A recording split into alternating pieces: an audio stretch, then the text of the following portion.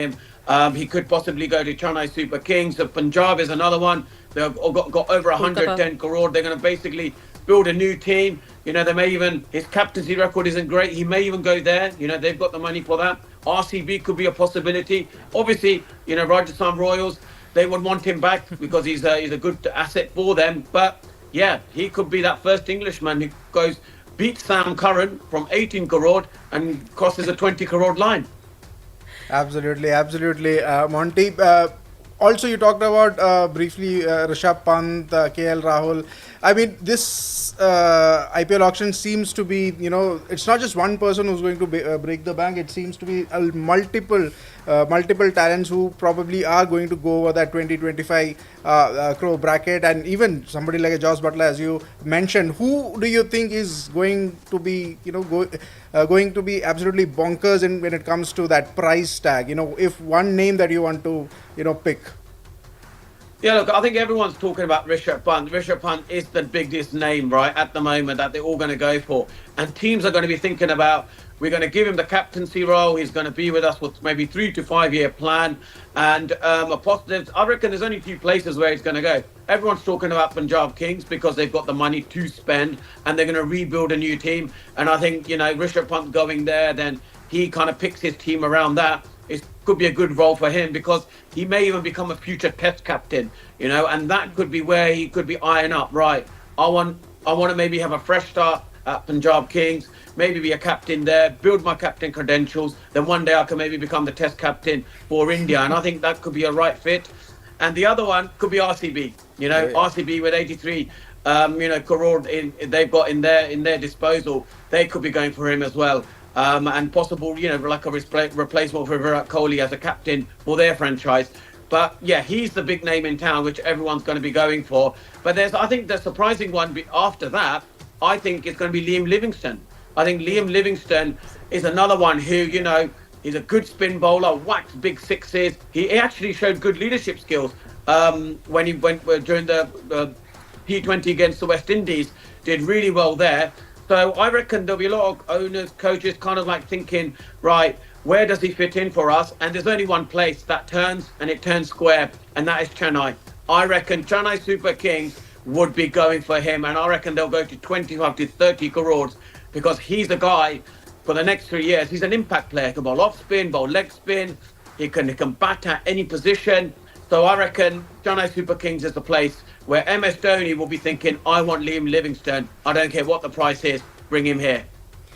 Monty, I have to obviously have to ask you how, when you're looking at the 10 franchises, you've got a few franchises who kind of have that 40 crore, 50 crore to spend, and then you have a team like a franchise like Punjab that has 100 who can play party pooper over there. What dynamics? How do you see this auction playing out from the fiscal, the money perspective? Which team is best placed, according to you, monetarily to kind of go there and build a squad from who they've already retained? Yeah, look, for me, I think it's, Hyderabad, really. Sunrisers Hyderabad are the team that are probably batting-wise are the strongest. Yeah. Got a very strong batting lineup. They probably don't need to get, too many players in their sort of in their lineup, but they may just go for a really big one, and, possibly looking for an all-rounder like Sam Curran, maybe. He's not available at the moment, and he's, really good on them slow, low wickets in Hyderabad. I think he would be really very well suited. But then, we have to obviously look at Delhi Capitals as well.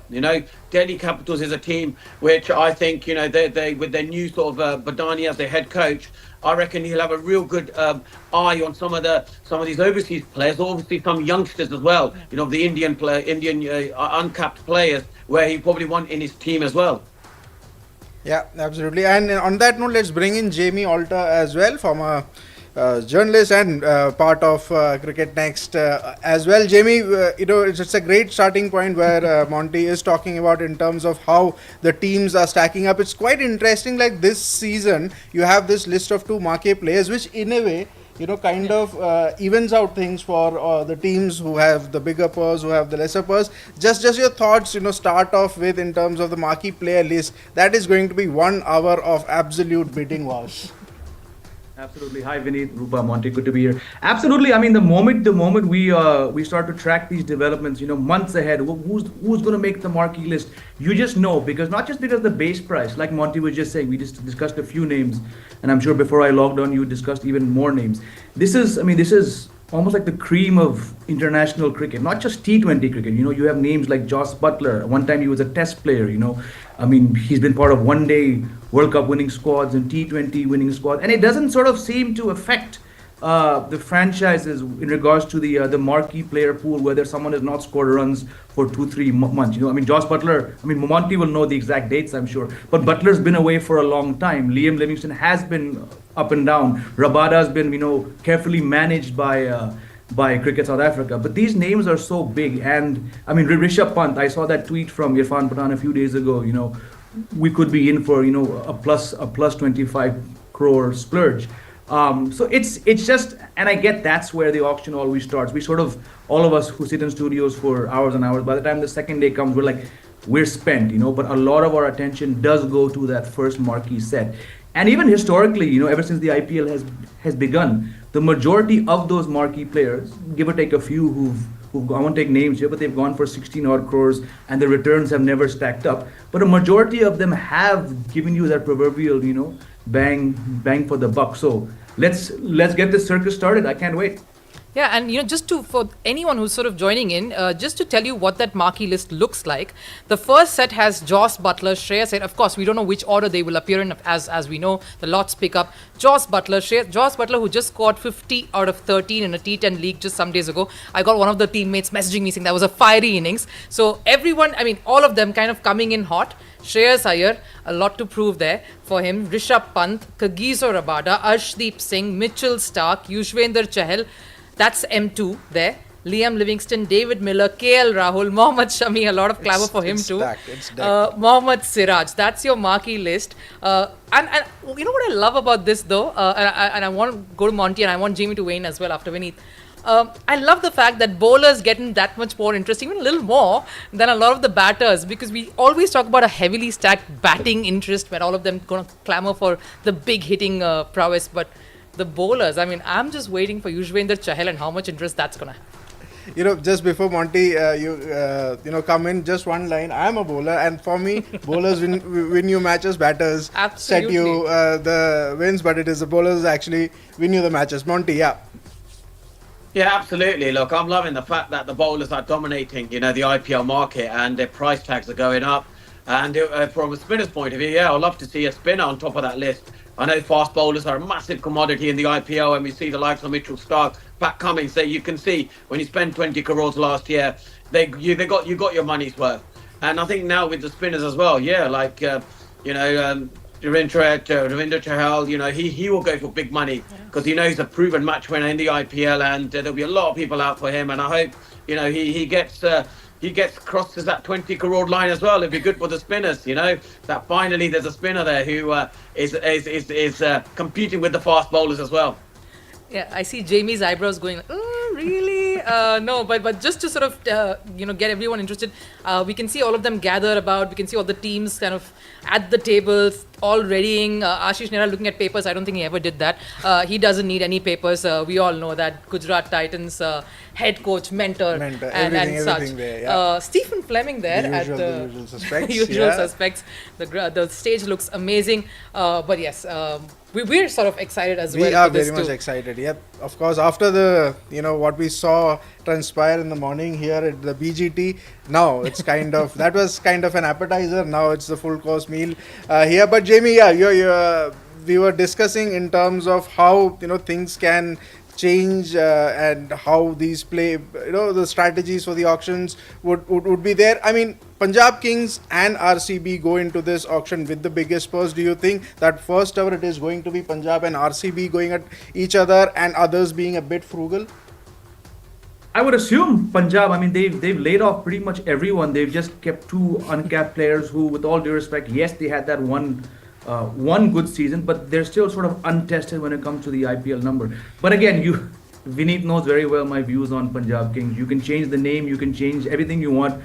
they'll find a way to just bungle up. I mean, rare is an IPL season where on paper that Punjab franchise. I'm going back to the Yuvraj and Sean Marsh days. I'm going back to the Mahela Jayawardene, Sangakkara days. Somehow they just find a way to, I mean, you wasted a fantastic talent like KL Rahul there. And now we read even some comments about certain players who have been there recently saying we would not even go back there. So from a skeptic, all the best to Punjab Kings and their management to do what they want to do. But I think it's RCB are the ones which are actually going to be more fun to watch, just because they're like the Pakistan team. They can be brilliant and banal on the same day. And I think the fact that, Virat Kohli is there, they've laid off some big names. A lot of buzz about will KL Rahul go back. KL Rahul has said, I love to go back to the Chinnaswamy. I'm a Bangalore boy. So between the two, Vineet, I would be more keen. It's a fact. I'm going to be watching Bangalore way more than Punjab.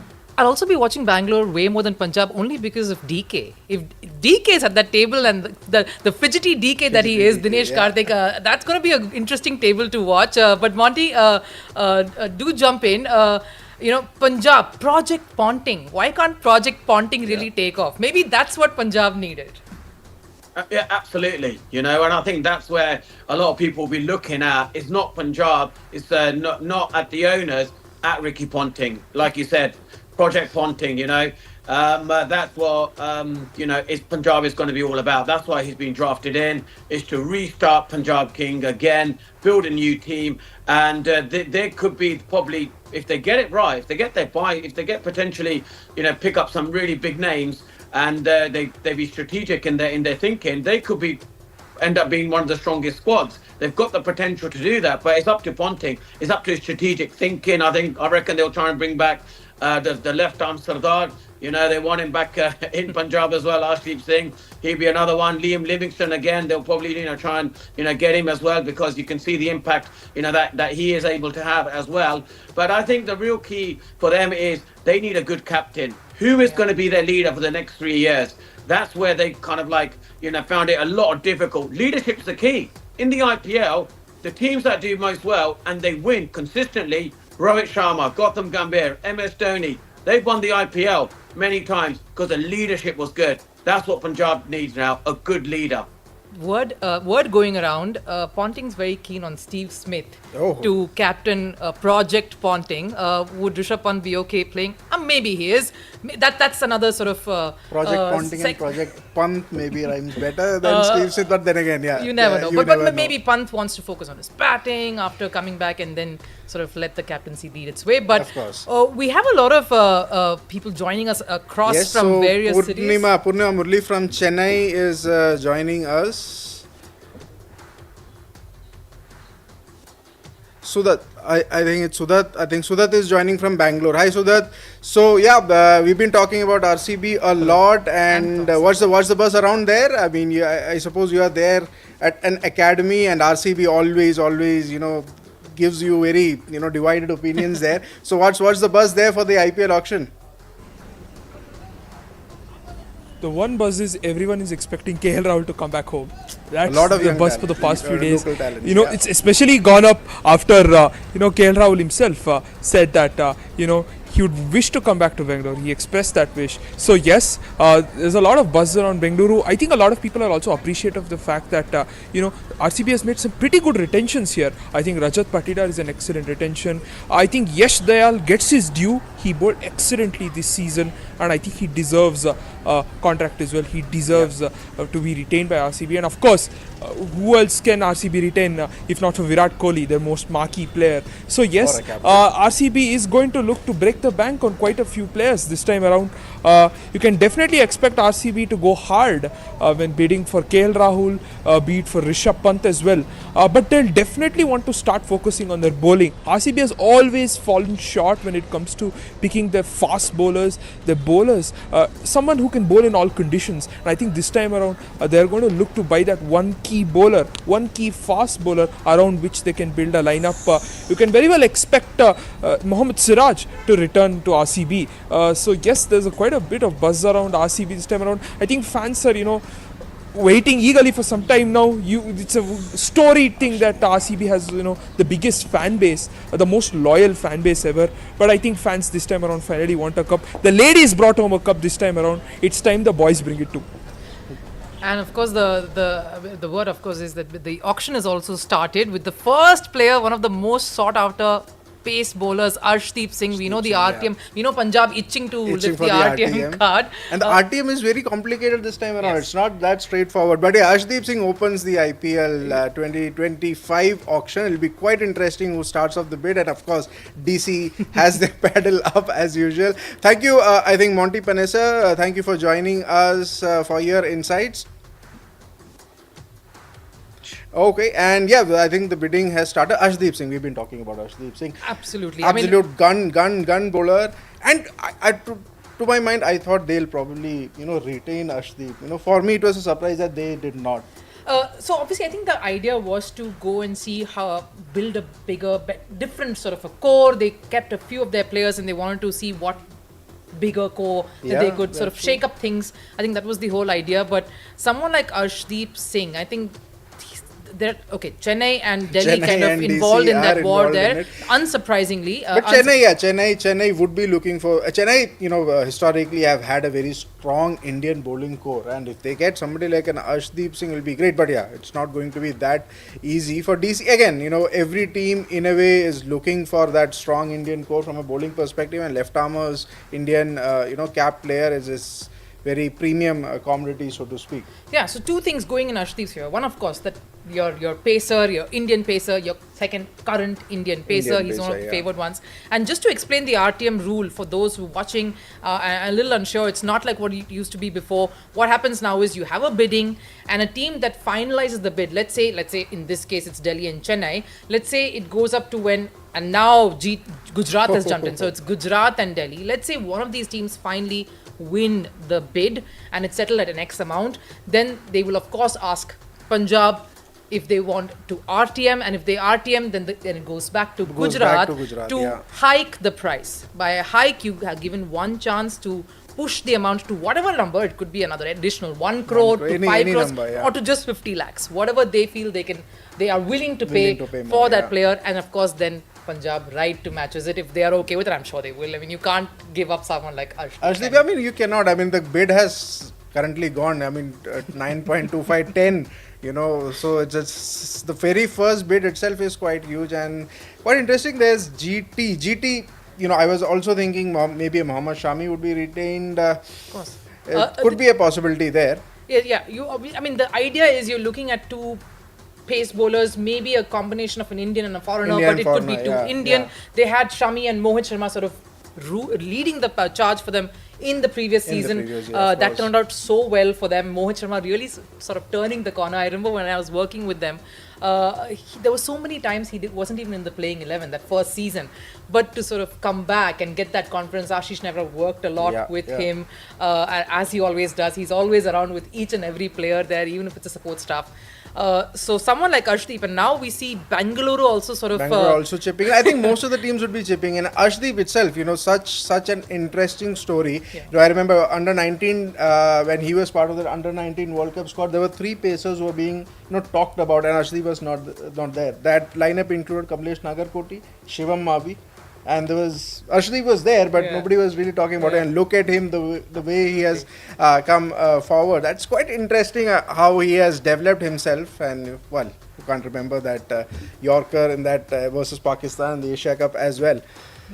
So Jamie, Arshdeep, you think he's going to go over 18, 19 or 14, 15 would be it?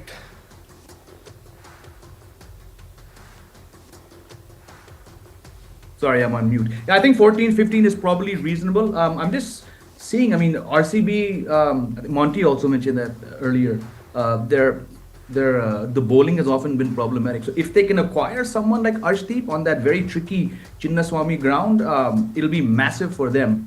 Look, he had a decent IPL, but then the T20 World Cup, he wasn't he the joint highest wicket taker, and now he's a few wickets shy of becoming India's leading wicket taker in T20s. And just looking at Arshdeep Singh's graph, and the age, he's gonna get past that mark very, very soon. I think India are due to play T20s in January. He'll probably become number 1. And looking at his form and his age, he's probably going to hold on to that tag of India's leading wicket taker in T20 ice for a long, long time. So not surprised for the teams making a beeline for him. And Vineet, Rupa, whoever gets him, they're going to be, 25% better than they were last season, because we're talking about arguably the best T20 Indian fast bowler going around.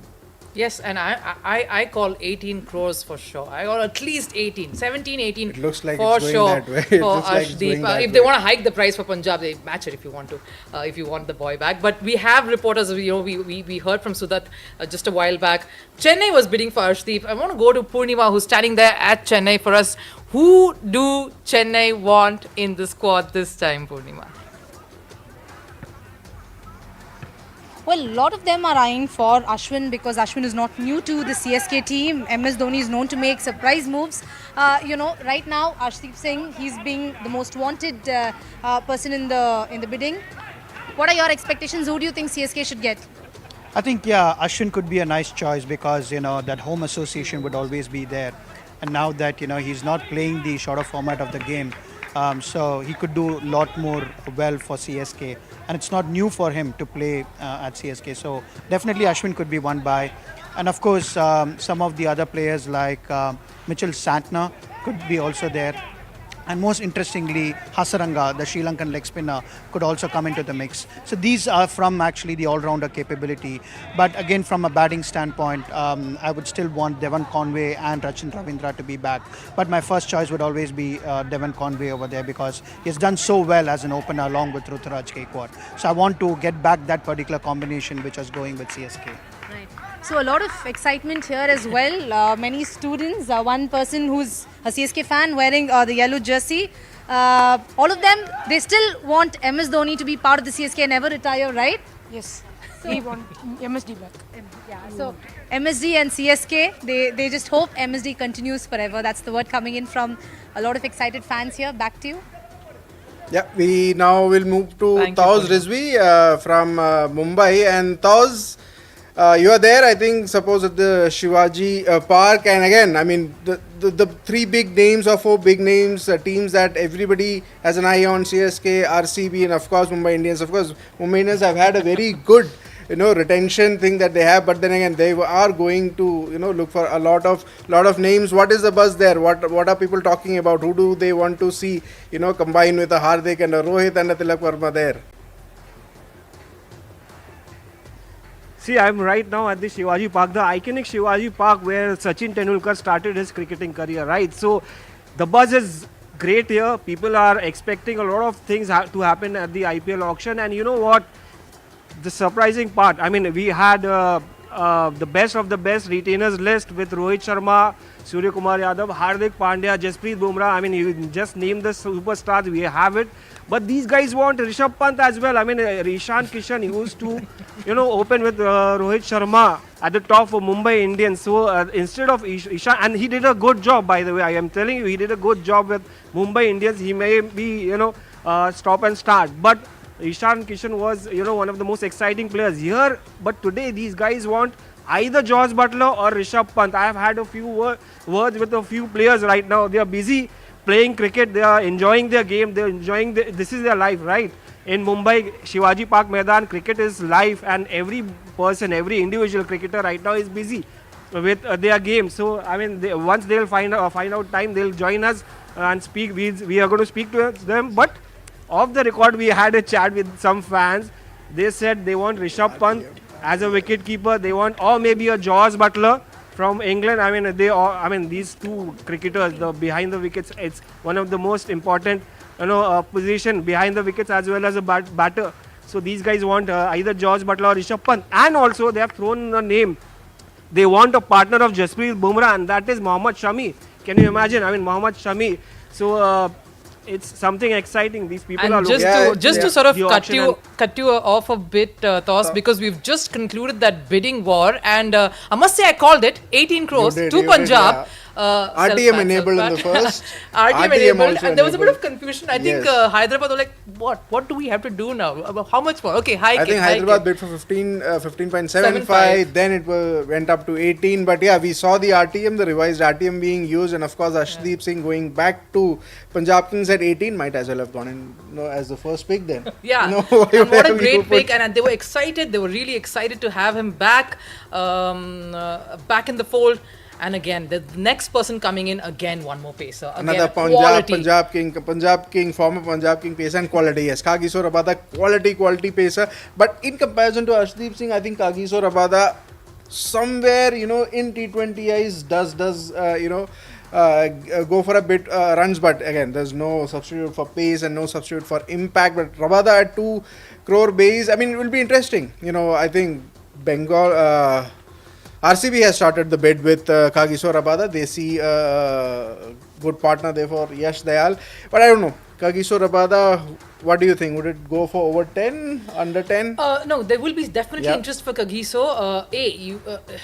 Look, he's not proven himself to the extent that you would think that he could, but a solid buy any day. But Jamie, just getting Jamie to sort of jump in here at this point as well. Jamie, thoughts on Arshdeep? Again, predictable, but Kagiso Rabada. How do you see this one going? No, I'll agree with what both of you just said. I mean, someone like a Rabada, I mean, look, world-class bowler, but he's one of those much sought-after players where Ekto, he plays across 3 formats. He plays Tests, plays ODIs, plays T20s, whereas Arshdeep does not play much red ball cricket, and he's played a handful of one-day matches. Maybe if Arshdeep Singh becomes a one-day regular, Rupa, with the eye on the Champions Trophy as well as the World Cup in a few years, maybe then you'll see his form in T20s impacted. To my mind, only because his schedule is such, or his workload, as we use in cricket terms, it's designed to keep him the best for T20s. Rabada is a much better bowler, I would say, but when you're in demand, he also plays league, so it's tough. I think had the IPL been played in a couple other countries, you probably would have seen Rabada with some better numbers. He's had some good seasons, but I mean, I remember him going for 40, 45 on too many occasions. He wants to bounce the ball in, whether it be for DC, whether it be for Punjab Kings, and we all know a lot of our grounds are not so conducive to his style of bowling. So I'd be very surprised, like you guys both alluded to, if he goes. Well, sorry, he's already reached 8.5. So, but I don't see him going beyond 10, but. Punjab Kings were on point with their first buy, and I think their social media game is also quite good. Abhi Zinda Hai Hum is what Punjab Kings have tweeted about Arshdeep. Quite interesting. I mean, it was there that they'll probably look to buy back or RTM Arshdeep Singh, and that's what that has been done. For now, the bidding for Kagiso Rabada, I think it's on RCB's table right now. Yeah, Bengaluru, and they're bidding for him, and frankly, even I'm a little surprised. Mumbai Indians also bidding for Mumbai also Kagiso jumping Rabada. in. Gujarat is in it as well. Yeah, I have to agree with Jamie there a little bit. 10 crores, yes, I would have given 10. It's gone a little above that, but also I think a lot of the thinking for a lot of teams, and I must say that this kind of you sort of think it because I was doing that mock auction with R. Ashwin, and you start thinking, how do you go? Do you go conservative at the start, or do you sort of try and see you want to save a bit and just focus on the top one buy, and then do you start thinking about the money? So that is where I think this marquee set of having the marquee players right up there pretty much kills that strategy, because teams like PBKS, RCB, they can go big with these buys, and by the time the marquees are done, everyone's on the same line. So a Mumbai or an KKR, they might be actually very easy going in terms of the first marquees, and I think we have the second buy. Not bad. Second by close Kagiso to what Rabada. we predicted, 10.75 going to Gujarat. Unsurprising there as well. But I have to sort of, before we see the next player, let's quickly just cross to Toss, because Toss has been there with us. Nice to see you, Toss, after a very long time. Hi. And I have to say, what does Mumbai want? I mean, we know that they've got a solid retention plan. Their batting looks gold. What are they going to go for when it comes to the batting? Are we going to see a super cracking pair, at least a new ball pair, along with Jasprit Bumrah? Who their target be? Shreyas Iyer comes in. As I said earlier, 40. They are looking. They don't have much budget. I mean, that is just 45 crores, right? Because they have spent most of their money on retention list right now. So they have the best of the players, the cream of Indian cricket, and the best part is they all are in form right now, right? So they want Jasprit Bumrah to partner. They want Jasprit Bumrah's partner. You know who? It's Mohammad Shami. right? So they want Mohammad Shami. I don't know. It's going to be very, very expensive, very, very difficult because 45 crores they will have to go all out. So these guys, these cricketers, they want Mohammad Shami as a partner of Jasprit Bumrah. Again, talking about other batting, marquee players. They want some big players in Josh Butler, as I said earlier, and Rishabh Pant. They are looking at that. Behind the wickets are one of the most important aspects. But I would like one of the players, one of the fans to come and join us, and I'll ask them what do they want exactly. Fans, they are very excited. These guys are busy playing, and there are many people out there. Youngsters, come here. So, आपको कौन चाहिए? किसको चाहिए आपको मुंबई में? मुंबई में ऐसा तो कोई नहीं, विराट कोहली आएगा तो विराट कोहली तो आरसीबी के साथ है. आपको किसको चाहिए मुंबई में? मुंबई में ट्रेंट बोल्ट को चाहिए. ट्रेंट बोल्ट को चाहिए. So this guy wants this. What's your name? Pranav आवकर. Pranav Outcome. Trent Bolt has played for Mumbai Indians before, and this is going to be a great reunion of Jasprit Bumrah and Trent Bolt if Trent Bolt returns to Mumbai Indians. But क्या लगता है Trent Bolt क्यों चाहिए? वो bowler अच्छा है इसलिए. Bowler अच्छा है इसलिए. एक लेफ्ट आर्म पेसर इफेक्ट हो जाएगा. आप बताइए. ईशान किशन. ईशान किशन क्यों चाहिए? क्योंकि वो ओपनर भी अच्छा और विकेट कीपिंग भी करते हैं. और कैसा गया था पिछला सीजन? ईशान किशन का थोड़ा मिक्स था. आपको क्या लगा? थोड़ा आप क्या एनालिसिस दे सकते हैं अपने ब्यूटीफुल छोटे से ब्रेन से? अरे उसको तो अभी हेड दे नहीं सकते क्योंकि बहुत अच्छा प्लेयर है. हेड देने की तो बात ही नहीं, बट अच्छा प्लेयर है definitely. He is a very very good player and an exciting player. Ishan Kishan, what do you think? Come here. आपका नाम क्या है? सोहम, क्या लगता है मुंबई इंडियंस किसको लेना चाहिए आईपीएल में? आईपीएल में मुझे लगता है कि अभी आप प्रिपेयर करके नहीं आए शायद आईपीएल ऑक्शन के लिए, फिर आप बैठेंगे कैसे आईपीएल ऑक्शन में? So these youngsters are very very excited. आपको क्या लगता है? ईशान किशन उन्होंने बोला, आपको क्या लगता है विकेट कीपर कौन होना चाहिए? जॉर्ज बटलर, ऋषभ पंत, ईशान किशन, कौन होना चाहिए? जॉर्ज बटलर होना चाहिए. George Buttler. क्यों? क्योंकि वो अच्छा कीपिंग करता है इसलिए. और बैटिंग भी तो करता है. हाँ.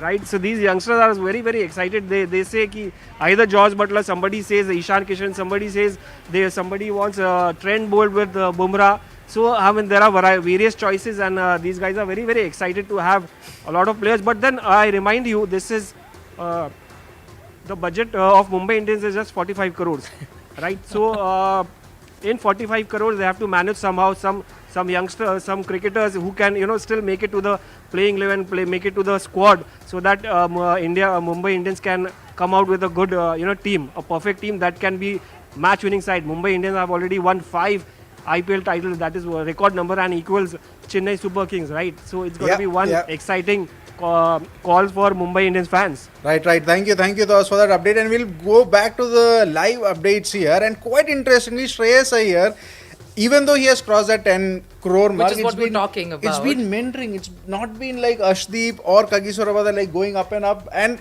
very interestingly, Kolkata Knight Riders went up till a point. Went up, I think, till 10 before Venki Mysore said we are out. Yeah, we were kind of talking over here just off the camera when this whole thing was happening, and I was telling Vineet, I think Delhi is going to go hard for them, and then we didn't see Delhi jumping, and we saw Kolkata going. Like, what is happening?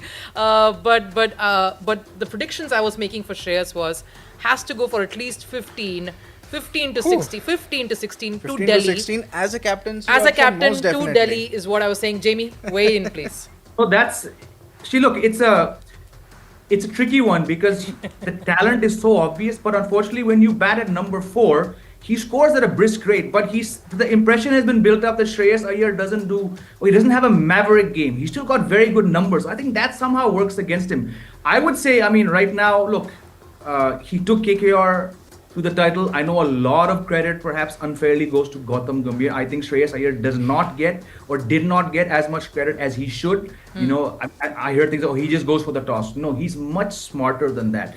He's got a good, Tausbai knows, even at Mumbai in the domestic level, he's captain there. I thought he was very good with DC or DD during that transition phase. Yeah.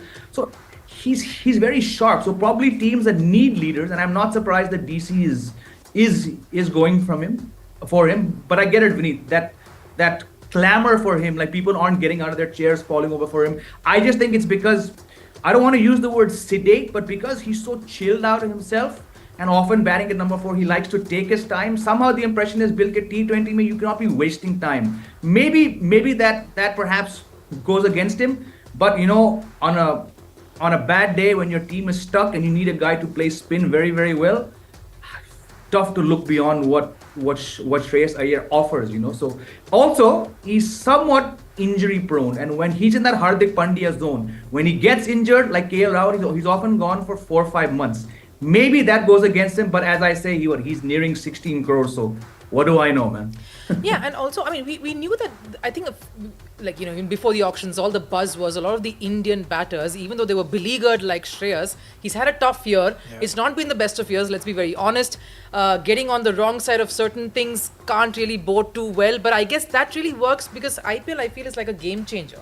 It can turn things around for you and make things go from sunset to sunrise. Absolutely. And that hunger is what could fuel him here again, going back to his own franchise. After all that, whatever we have talked about, him winning that title with Kolkata Knight Riders in a way redeemed himself. And he was like saying, you know what, look at me now. Yeah. So after that, to have him release was quite interesting. But Rupa, I do want to talk to you about here, or want to have your thoughts in terms of, because you've been part of these teams, how does the dynamic work in terms of, just give you an example here, Punjab Kings and Delhi Capitals are the two teams bidding for it, and yes, we had an eye for both Rishabh Pant and Shreyas Iyer there, captaincy material. You have a Ponting at Punjab Kings. Yeah. Ponting was there also at DC with Shreyas Iyer and Pant. Yes. What would be the thinking behind, going for Shreyas Iyer from Punjab especially? Interesting that you asked this because just going back to what you just mentioned as you asked me this question, one was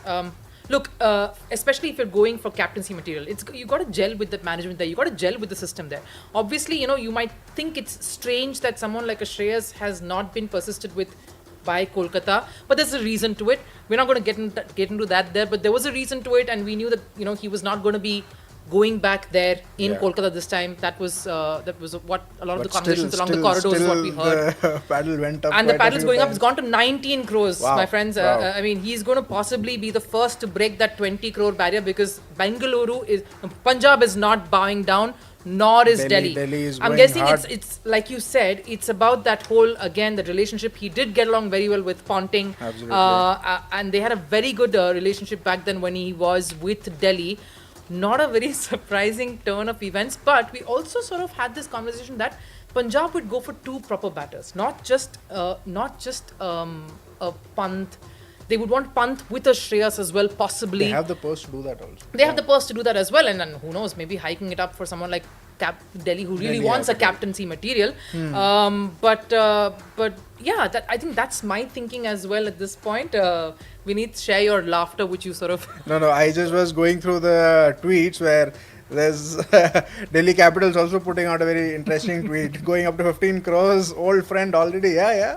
I mean, you might as well, if you want to get your old friend back, if you have released, you might as well spend a bit more, for sure. 21 crores, wow. So the first 20 crore bracket probably is done. You will have a lot more, and I think there's a bit of slowness in terms of what the teams want to decide on. But yeah, it's Punjab or Delhi, and it's very much clear cut there. As a captaincy material, who would you like to see? Go for Punjab or go back to Delhi? Look, I mean, I think it's. I mean, of course, he would possibly. Either way, Shreyas would want to be a captain. He would want to go and captain a side. Let's be honest. I mean, he tasted that last year. Yeah. He knows what it's like to win. I think he's an going IPL. As a captain in any case. Yeah. He knows what it's like to win an IPL as a captain. Obviously, wherever he goes, he would want to be captain. This is also interesting because it's gone up to 23 crores. Now DC is in a way in strife that what do they do now? 23 crores. Obviously, they're looking at him as captain. I think both the teams are. Both Punjab and Delhi are looking at him as a captaincy option. And there goes Punjab the battle not again. dying down. Punjab not holding back, nor is Delhi. Wow, this is the mini war before the mega war, Jamie. Yeah, I mean, look, you're right. Both teams need captains. I just feel he'd be a better sit at Delhi Capitals because the coaching staff or the management they've formed seems to be a bit more on the page. I mean, you heard me earlier. I mean, I lost faith in Punjab management years ago. They don't know what to do with the best of players. So probably between the two, Delhi and even Shreyas Iyer, I'm not speaking for him, but I think heart of hearts, he'd also probably feel a bit more better at DC because he's been there before. He knows, But 24 crores is a lot more than I thought, and we haven't even got to Rishabh Pant yet. So wow. I mean, I was saying 17, and it's gone to 24 because both of them aren't pulling back. They just they've gone at it with Shreyas Iyer. But just a thought as well on we always talk about how, yes, and Jamie, you mentioned the word sedate. You don't really associate sedate with T20 cricket. I get it, but you know, a lot of teams have worked with that middle order sedate player. But they've obviously paired up with those fire hitting batter at the top and someone who can go big guns in the middle to lower. So you have someone who can sort of stitch that together. I think that's the role that he would want. Yeah, most definitely, and also the added skill set of he's one of the better players of spin bowling in the T20 format, in the sense he can go gung ho against spinners. And on that note, I think officially the most expensive buy it would be, he has crossed at 25 crore mark, Shreyas Iyer, and this is within the first half an hour of IPL auction. We still have 574 odd players to go, and that's still going. 25.25 Delhi and Punjab. I would quickly like to bring in Toss here because he is a Mumbai lad. Let's not forget Shreyas is a Mumbai lad. Toss, thoughts on this as well? Shreyas being fought over Delhi and Punjab. No, absolutely, man. This is something very big. Shreyas Iyer, obviously, he's been a winner. He's been a leader. Somebody who's won the IPL title only last year. I was surprised why did KKR release Shreyas Iyer. And a lot of people from Mumbai, right? A lot of people from Mumbai, a lot of cricket fans, because he's a Mumbai boy. And yesterday itself, he got a century in Syed Mushtaq Ali, and what a start. I mean, again, what a week it has been for Shreyas Iyer. He got a century yesterday for Mumbai, and then today he's been bought, he's been fought over for worth crores and crores of rupees. I mean, he's a dynamic player off the field or on the field. And the kind of batter he is, magnificent, the way he bats, the way he takes on the attack. Yeah, there have been patches, there have been days when there have been years, in fact, some of the time where he's not been in form. But this guy is full of confidence, right? This guy is all about confidence, and if he takes the field, he acts like a leader. I mean, even if he's not the leader, I mean, the way he leads those youngsters, the way there is a lot of swag related to Shreyas Iyer. I mean, and you know what, Worli is not very far away from Shivaji Park. It's very close, and Shreyas Iyer has played a lot of cricket in Mumbai. The Maidan, and you know what, this, on the left, there is Shivaji Park Gymkhana right now, and this is the place where Shivaji Park Cricket Academy, Shreyas Iyer made his cricket career, started his cricket career from under Praveen Amre. So it's been fantastic, yeah. This is 25 crores is huge, and still people are fighting. I mean, the teams are fighting over him. It's something big for Shreyas. I mean, he would be definitely looking, on TV exactly who's fighting for me. But I would like to know the views of fans regarding their Mumbai boy being, bought worth. I mean, there is a fight going on. Come here, boy. Tell me. Shreyas Iyer Mumbai 25 crore के ऊपर जा रहा है, आपको क्या लगता है यार? श्रेयस अय्यर मुंबई बॉय है, उसको मुंबई में रहना चाहिए था, और दिल्ली और पंजाब वहाँ पर फाइट कर रहे हैं। मुंबई में रहना चाहिए था, मगर वो दिल्ली और पंजाब फाइट कर रहे हैं, तो कैसा लग रहा है आपको? कहाँ जाना चाहिए? वो तो मुंबई में आना चाहिए। अच्छा, he wants Shreyas Iyer in Mumbai, but the pocket, I'm telling you, it's just 45 crores that they have left. So 25 crores, even if they go for Shreyas Iyer, worth 26 crores, it's going to be difficult for Mumbai. Mumbai के लिए difficult हो जाएगा। हाँ, वो तो हो जाएगा difficult। बाकी प्लेयर्स भी तो खरीदने हैं ना, तो अब अगर श्रेयस के लिए जाओगे तो क्या लगता है आपको, मुंबई छोड़ के किधर जाना चाहिए Shreyas? Delhi capital. Delhi capital, so this is what Delhi Capitals, क्यों, क्या लगता है आपको? वो दिल्ली कैपिटल को, मतलब वो अच्छा खेलता है इसलिए दिल्ली कैपिटल, क्योंकि मुंबई तो अभी उसको ले नहीं सकती। अच्छा, केकेआर भी तो खेला है, केकेआर का कैप्टन रहा है और इसने लास्ट ईयर आईपीएल जिताया, तो केकेआर को नहीं जाना चाहिए वापस? केकेआर को अभी केकेआर खरीदेगी तो मतलब जाना चाहिए वैसा भी। फिर दिल्ली कैपिटल में उसने एक बार केकेआर को ट्रॉफी जिताई, दिल्ली भी जीतना चाहिए ना। दिल्ली भी जीतना चाहिए, that is something very exciting, Delhi भी जीतना चाहिए। केकेआर जीत चुकी है, मुंबई इंडियंस का बजट थोड़ा ऊपर हो जाएगा अगर श्रेयस अय्यर के लिए गए, so that is going to be something, these fans are divided over the loyalty, the Shreyas Iyer factor, although being a Mumbai boy. I mean, you saw what this guy said, and Shreyas Iyer, what else to say? I mean, people are still fighting over him. Yeah, Great, and great. we're just sort of going to break into this to announce that he's been sold to 20 Punjab. Punjab 26.75. Wow. Delhi really held on. They really No, went Delhi, the Delhi distance. couldn't really, because with 73 crore in their purse, to It's difficult, spend, of it is course. very difficult. I mean, So Punjab played the game really well there. to We were get off. pegging for Punjab to probably go that extra mile for Pant, but maybe they were thinking it depends on who comes in first. First, If it's exactly. Shreyas, we're going to go for Shreyas. Jamie, this is incredible. It's 26.75, is it? 26. 7.5, yeah, 26.75 for Jamie? Shreyas, PBKs. Absolutely, it's an amazing amount of money to splurge on Shreyas Iyer. But again, like we discussed earlier, when you got rid of most of your players, you just kept two uncapped players. Yes, you have 92 odd crores, but you've hit the reset button unlike any time in your past 16, 17-year existence. So I think with this reset button, you've also got a fantastic guy. I think because of several factors at KKR, he batted at number 4. I think with this fresh slate, he should bat at number 3. You'll probably get more out of Shreyas Iyer batting at number 3. You're playing half your games in Mohali. It's one of the better grounds. The ball comes onto the bat. You might actually see him, finally get that 500 odd run season, which we've not seen from Shreyas Iyer. So yes, I'm surprised that he's gone for nearly 27 crores. But given the fact that he's hot off an IPL title win, he's got the leadership capabilities. People seem to like him. The swag, like Tausbai mentioned, that swag goes a long way in connecting with franchises and their fan base. One reason I've been critical about Punjab over the years is because I just feel they've not built a proper Punjabi or Mohali fan base. Yeah, right. Captains have often been someone outsider, and I think this guy is a total outsider. But people do like him. He's box office. He connects with the youth. So very, very keen to see how, more than Shreyas Iyer, how Punjab build around this now. They've spent a lot of money on him. Yeah. What next? You can get the best captain. You can get the hottest property. But you've only got 3 players. You've got to get 22 more players. So this time tomorrow, we may have very, very different views about how Punjab have spent. Because after all, it is Punjab.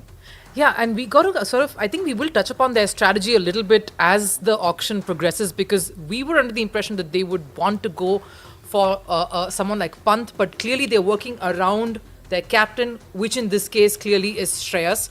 The next person on right now is Joss Butler. Really interesting to note that. So Joss Butler, obviously the teams going for him are Gujarat and Rajasthan. And I was just talking to Vineet earlier because we'd done this mock auction where I had picked Joss Butler while I was at Gujarat, and Gujarat is going in. So is Punjab at this point. Yeah, right. But I also mentioned to Vineet that maybe Gujarat will not be keen on someone like a Josh. They could go for someone like an Ishan. But thoughts on this, Vineet? Both Ishan and Josh Butler, look, this was a template of having an explosive batter and a steady batter. Was a template kind of set where, I'll go back to your David Warner, Johnny Bairstow, SRH era, where both of them explosive, but had a very solid partnership there. You saw it with SRH the last time around with Abhishek Sharma and Travis Head, both of them explosive. That explosiveness is what everybody is looking for. For GT, you already have a Shubman Gill, you need that explosiveness. At the top. At the top. Josh Butler / Has to open Ishan with Shubman Kishan. if they get him. So Josh Butler / Ishan Kishan, and as you said, it is the luck of the draw. If Rishabh Pant had come in earlier, he would have gotten more. Now Josh Butler comes in ahead of an Ishan Kishan, maybe that would boost up there. And GT's thing is, whoever comes first, we will go. Absolutely. And with Joss, you're not just getting a batter, you're getting a keeper, you're getting 2 roles for the price of 1. So you're okay with pushing that extra mile, going beyond that 15. Maybe they're keeping a cap of 18 or so, or maybe 16 or so for someone like Joss.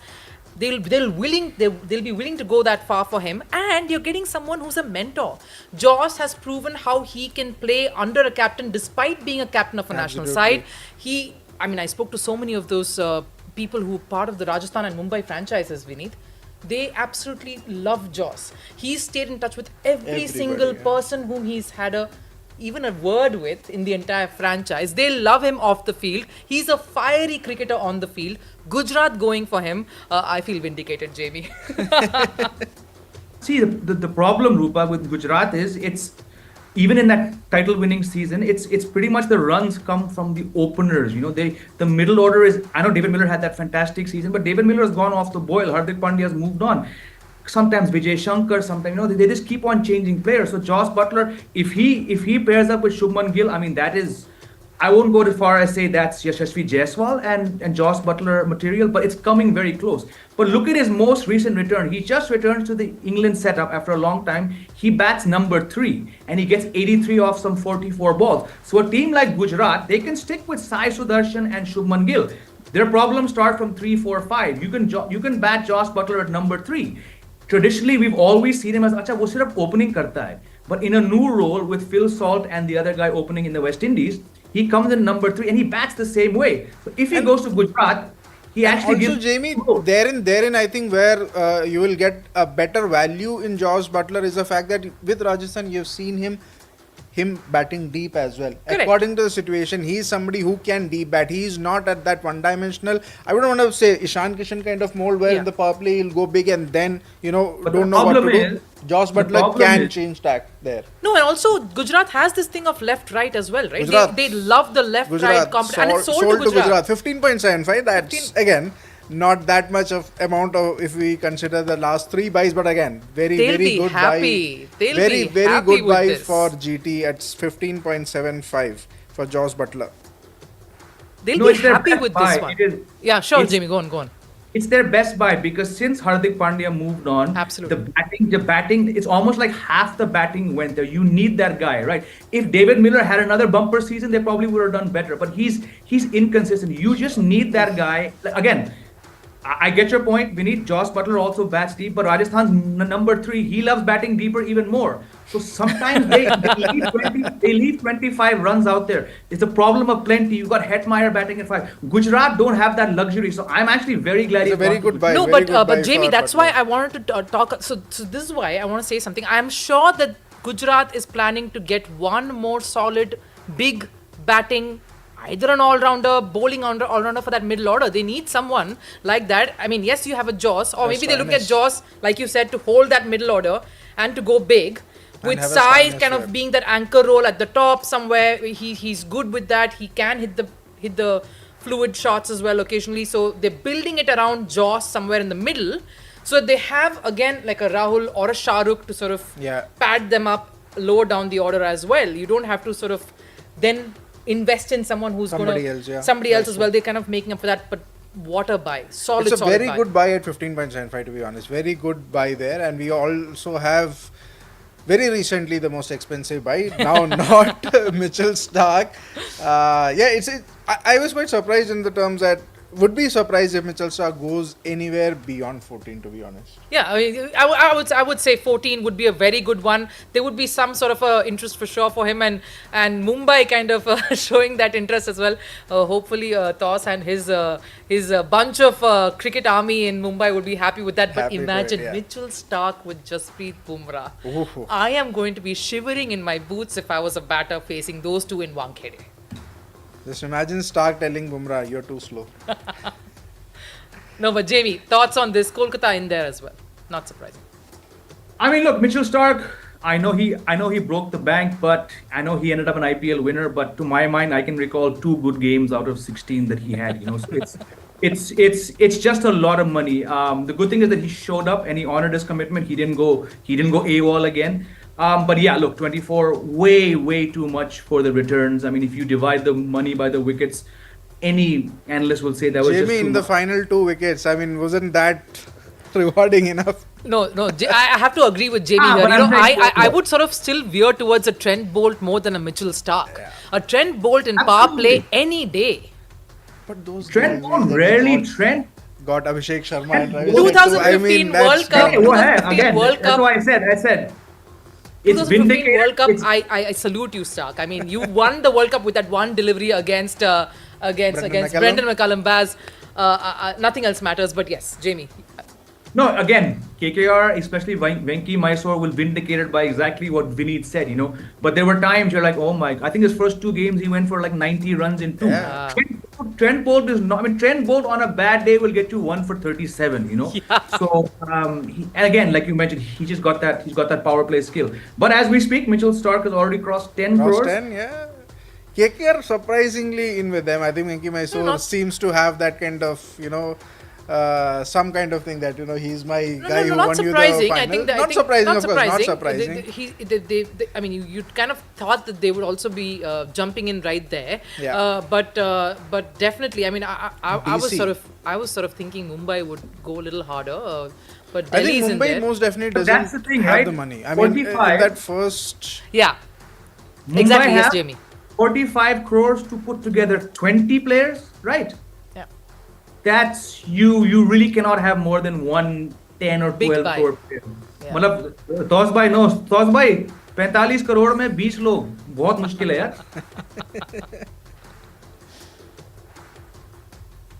45 crores is too less. I mean, you have retained the cream of the cream, the best of the superstars, and then you expect Mitchell Stark or George Butler, Rishabh Pant. I mean, these are marquee players, right? They are going to go at a higher price, at a very higher price. So 25 crores for Mitchell Stark, or maybe a Rishabh Pant, or maybe even a Shreyas Iyer. I mean, he might have gone, but I mean, you can't just pay half of the amount which is left in your purse, right? It's going to be tough for Mumbai Indians. I mean, they might have calculated. They have the best of the talent scouts. They have the best of the strategists out there sitting in the middle. In the round, they might have sat down in the middle, talked before. Obviously, we all know they have been champions for the past 5 years, and it's not just like that they have been champions. It's the strategy. It's the oh my God, it's very risky right now. You saw the ball coming in from nowhere and hitting the camera. So it's quite risky, but then that's the fun Right of in the Shivaji thick Park, of the right? action. That's the fun of Shivaji Park. Yeah, Mitchell Stark still. So I mean, Mitchell Stark, they would have loved. They would have loved, but it's high price, I guess. Mitchell Stark's gone to Delhi, gentlemen. Mitchell Stark sold to Delhi for 11.75. They'll Delhi be happy have with a this one. penchant for taking fast bowlers. Henrik Norkia, Kagiso Rabada. I think they do have that inclination towards Foreign an out pacer. and out foreign pacer there. 11.75, yeah, something that Yeah, we both said agreed 13, on. 14, not too bad. We were 11, close not to too what we bad. thought. But yeah, I think I do agree with Jamie's point in the terms that what is the kind of returns. I mean, are you looking at a long-term return in terms of all the entire seasons, or the one season, or just one or two important games there? My thing is with Stark again. I remember we had this conversation also some days back, and when we were talking about Stark and what Stark brings to the table when it comes to IPL. Look, By the way, one last name left of the pot, Rishabh Pant. Yeah. Go ahead. Okay, we'll see how that goes. but I'm guessing that's the case. That's a name that's going to come up right now. But yes, Mitchell Stark. I think what they want to believe is the decent season he had last time. He'll probably carry that forward, and repose the faith or some of it that they want to have in him leading the charge. But the player that we've all been sort of waiting for, and we thought that will break the bank in some sense. Rishabh Pant, I'm afraid. I am honestly afraid that at this point, what's going to happen. But considering you've had the war already for Shreyas, I'm not really sure which of the teams that are still vying for. I mean, I'm sure. I think it's going to be Punjab for sure. Punjab for sure. You also see RCB. I think Punjab are just. I think Jamie's trying to get in a word. James? Yeah. No, all good. Okay, so Punjab's Bengaluru has started in right end. Bangalore has gone in for Pant straight off the bat, and with them is Lucknow and so interestingly, Bangalore. Delhi Capitals with that Mitchell Stark buy are left with 61.25 crores. And if anything, if you go by the trend of Shreyas Iyer, they'll have to spend half of their remaining money on Pant. This is a which toughie. would be difficult. This is a toughie. I guess I guess the strategy then was pretty clear. Whichever player comes in first, they'll take for it. It had to be Shreyas, KL. I mean, Either Shreyas it and has Pant, to be either, Rishabh. either one. Can't have been both. But yeah, RCB now making. But a you move. cannot negate the interest for a Pant because there are many teams there that want a keeper bat, that want to have a keeper bat. Interestingly, LSG going for Pant. You talked about keeper batter. They already have a keeper batter retained in Nicholas Puran. Nicholas Puran, whom I'm guessing who they're looking at Most likely as a captain. But yeah, new players coming in, new teams coming in so far who were quite silent so far. LSG interestingly going very hard with Rishabh Pant there. Nicholas Puran and Rishabh Pant, two explosive T20 batters. Not that Pant hasn't had the greatest of numbers, but then again to have Puran and Pant at I'm 3 not and 4 understanding the or 4 logic or 5 of that would be one, good. Vineet. get. I mean, I don't try and understand this. How can you possibly have a Pant and a Nicholas Puran? That middle order will be too volatile. too stacked up? Too Too volatile stacked up, also. I too mean, volatile, yeah. No, you need someone little more, in Jamie's words, sedate, in between explosive. and you have an RCB there, yeah. RCB also Going in there, he's gone up to 10.25 10.25 crores already. people. 10.25 is not surprising. And look, wait, we're gonna have a few more teams jumping in this year. Most definitely. Easily. RCB with 83. No buys as of yet for RCB. So But again, interesting with Rishabh, Vineet, if we have to sort of delve a little bit about him again, coming back from that accident has been a tough last Most year and a half definitely, for yeah, him. yeah. But here's the thing, Rishabh, what he's done in whites, has he been able to translate that to T20? Yeah. No. No, that is the thing. Whenever you talk about Rishabh Pant, the batter, the explosive batter, most of us, or most of the conversation revolves around, he's been such a great batter, but we tend to, forget about, as you mentioned, the white ball to the red ball thing. Red ball, amazing, but white ball, the returns have not been that great, to be honest, and that is probably one of the reasons why you saw Delhi, being very, might as well, not retaining Pant, and whatever the conversation was. Yeah, I think that return has not been there in terms of him as a batter. As a leader, also pretty much undercooked to my mind. Not to that level of what an Iyer or what others are in terms of captaincy. But then again, as you mentioned, the story of it, and the brand also. People also look at that brand value there to have a Rishabh Pant. That also works in your favor. But from a batting or a keeping or a captaincy point of view, there's a bit more that he has to do. But then again, Again, the logic that I had for Rishabh, was that maybe this is the season that he would want to focus on just his batting. He would want to prove that I am just as big a match winner that you think of me, and but that's the reason. Do you think maybe if that is the thought process, he might as well have been happy with DC? No, it's also about how much money you can possibly go for. No, you go for. But if the thinking is that, okay, I don't want to be the captain, but everybody who would be after him, they would be saying, you know what, we are. For example, looking at you as a Hyderabad is going for captaincy. him, and they have a captain. I'm just saying. I mean, maybe the thing. And they also have a keeper. Why they are going for Rishabh Pant? They have Heinrich Klaassen there, right? No, I mean, my thinking with Rishabh Pant, at least for the next season, would be, I'm okay with just probably taking a back seat Batting, yeah. and focusing on the the batting. But I mean. But I don't know. From a franchisee's point of view, I don't think they'll think of it that way. If you are spending or investing this kind of amount of money on them, you want more. captaincy. You want Of course. captaincy. You want something more. Not just the captaincy. And as I said, if that is a thought process, he might as well have been better off in DC, because DC more or less were certain that Akshar Patel is going to lead the side. Pant would have been free, in that batting role. No, understandably so, but I guess one of the main reasons why even the same thing that happened with Shreyas when he left KK is obviously about the money. You have have to look at what money you can Optics garner of when it, there's a yeah. mega auction, and when the purse is loosened a lot more than it was the last time. Last year, right? yeah. It's the So I biggest guess, purse, yes. and it has reached 20 crores In with a jiffy. Hyderabad going in Hyderabad. big. Hyderabad's purse is 45. They also don't have that much to spend. They are not going. If they spend this much amount of money on Rishabh Pant, they will definitely be left with very little to build a squad around. Yeah.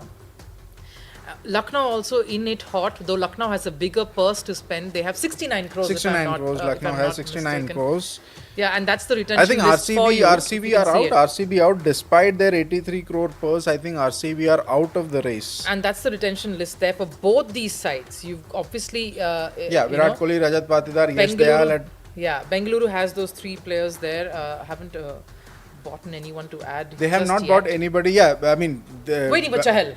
Clearly. maybe they are Waiting waiting for to break the Chahal bank for Chahal. or the local boys, KL Rahul, Devdutt Why am I forgetting KL Padikkal, Rahul? there is KL Prasidh Krishna. There's a lot of local Next flavor lot would be there. KL Next and, lot, Chahal, but, so I think RCB might be going there, but it was a punt that they wanted to take on Pant. If they were able to get him at 15 or 16, but that was never going to be the case. Forgive Vineet for these punts, please. he's very upset with Lucknow and Hyderabad for going for another keeper bat and stacking up that middle order. Why do you Forgive want him that? for that pun. But Retention list for SRH again, yeah. Pat Cummins, Abhishek Sharma, Nitish Reddy, Henry Klassen, Travis said, you don't want to go for Guess who's coming in, guys? Delhi. Delhi. You know, Delhi. They've RTM'd Pant. They Okay, have, there's they an have gone RTM for an on Pant. RTM Wow. on Pant, but we're waiting for the hike to see how much Lucknow is willing to hike the price. Lucknow will have to hike at least 2 crores here. Yeah, at least 2 or more because they have that budget. They have that budget to spend. And 2, 69, yes, 2 crore. 2 crores. That's 2 crores, so that 2 is. did he say 2.75? That'll take them up They'll to take 20. it. Oh, 27. A 5 crore, a 7. 5 crore. 5 crore hike. No, it was a 7 7 crore it's a hike. 7 crore hike. 7 crore And hike. Delhi's- 27, and that makes him. And Lucknow has Pant. Lucknow gets Pant for 27 Pant, and Pant also becomes the crores. most expensive buy of the IPL so far. 27 crore Lucknow Super Giants. Wow. From 69, you take out 27. Yeah, I mean, you look at the not too retention bad, list with actually. Mayank Yadav, Ravi Bishnoi, Mohsin Khan, Ayush Badoni. You have a Nicholas Puran, you have an Ayush Badoni, you have a Rishabh Pant. All your middle order batters, and I'm not even sure after this buy, Badoni makes it to the 11 also. No, so my question is, so are they looking at Pant as the captain? Is that why they haven't announced their captain just yet? Could very well be a possibility. Is that, Everybody I loves wanna- an Indian captain. Yeah, so everybody loves an maybe. Indian captain, and Lucknow had an Indian captain with KL Yes. Rahul in their last A season. keeper So Thos, batter. getting in because you're vigorously shaking your head, so getting you in there. Thoughts on how this one went? We got one thing right. He's going to be the most bought. Yeah, But Lucknow. most expensive. Lucknow, 27 crore. Thoughts, Thoughs. 27 crores, huge. Huge. You know what? Why I'm shaking the head? Because I come from north, central part of India, which is UP, right? So yeah, Lucknow, Allahabad. It's very close. So I'm happy that Rishabh Pant has gone. But you know, there is a factor. Rishabh Pant enjoys playing on wickets which is fast, where the ball comes onto the bat. I'll go a bit technical here. The wickets are going to be a bit slower on the slower side. So home games, I think there is going to be some disadvantage. But if you go outside, maybe a Bangalore or maybe somewhere where the wicket is good to bat on, or maybe a Mumbai, he's going to score runs. But I believe Rishabh Pant, I mean, you saw he's been more successful in Australian conditions. I mean, where the ball comes onto the bat, he enjoys, toying around with the fast bowlers more than the spinners. I mean, the spinners, are most of the Indian batters struggle against the spinners, as we saw in the last Test series. But overall, Rishabh Pant is the person who enjoys. But then it's also an advantage that he's a wicket keeper, right? So an all-rounder, I mean, that aspect, definitely Lucknow needed a wicket-keeper batter, somebody, I mean, he's a good replacement for KL Rahul, somebody who's been in form, Rishabh Pant. So it's a good buy, I believe. Again, he's a brand, a big brand, a superstar, and minus 27, minus 69 crores. How much they have now? 42 crores in their purse. 43, yeah, 42. It's a big It's buy, not too bad. but then Rishabh Pant, 42 crores, yeah. 42 Not too crores. bad. So clearly, here's what we know here's what we at least feel. Rishabh Pant is going to captain Lucknow. Most likely, yes. He is going to be a captain, not Nicholas Puran. Interestingly, Nicholas Puran was one of the highest, players who was on the retained list. He was the one who got the most after Henry Klassen at 21, and now LSG are spending another record Have they announced number something on yet, Lucknow? Have on they announced something? Rishabh Pant. I don't think they would have announced Anything yet, right? far, as of yet, so no. But yeah, quite interesting in terms of LSG going for Pant, Nicholas Puran. They'll have to look for two batters up there. But one team that I feel Rupa have probably missed out on this first lot is RCB. They went hard for couple of players, but they are still without a buy with a purse of 83. Punjab at least had some, with Arshdeep and one more buy. RCB, do you think they lost out on this first lot? No, I don't think so, Vineet. I mean, interesting point there, a valid point, but I don't think so. I have a feeling clearly that they're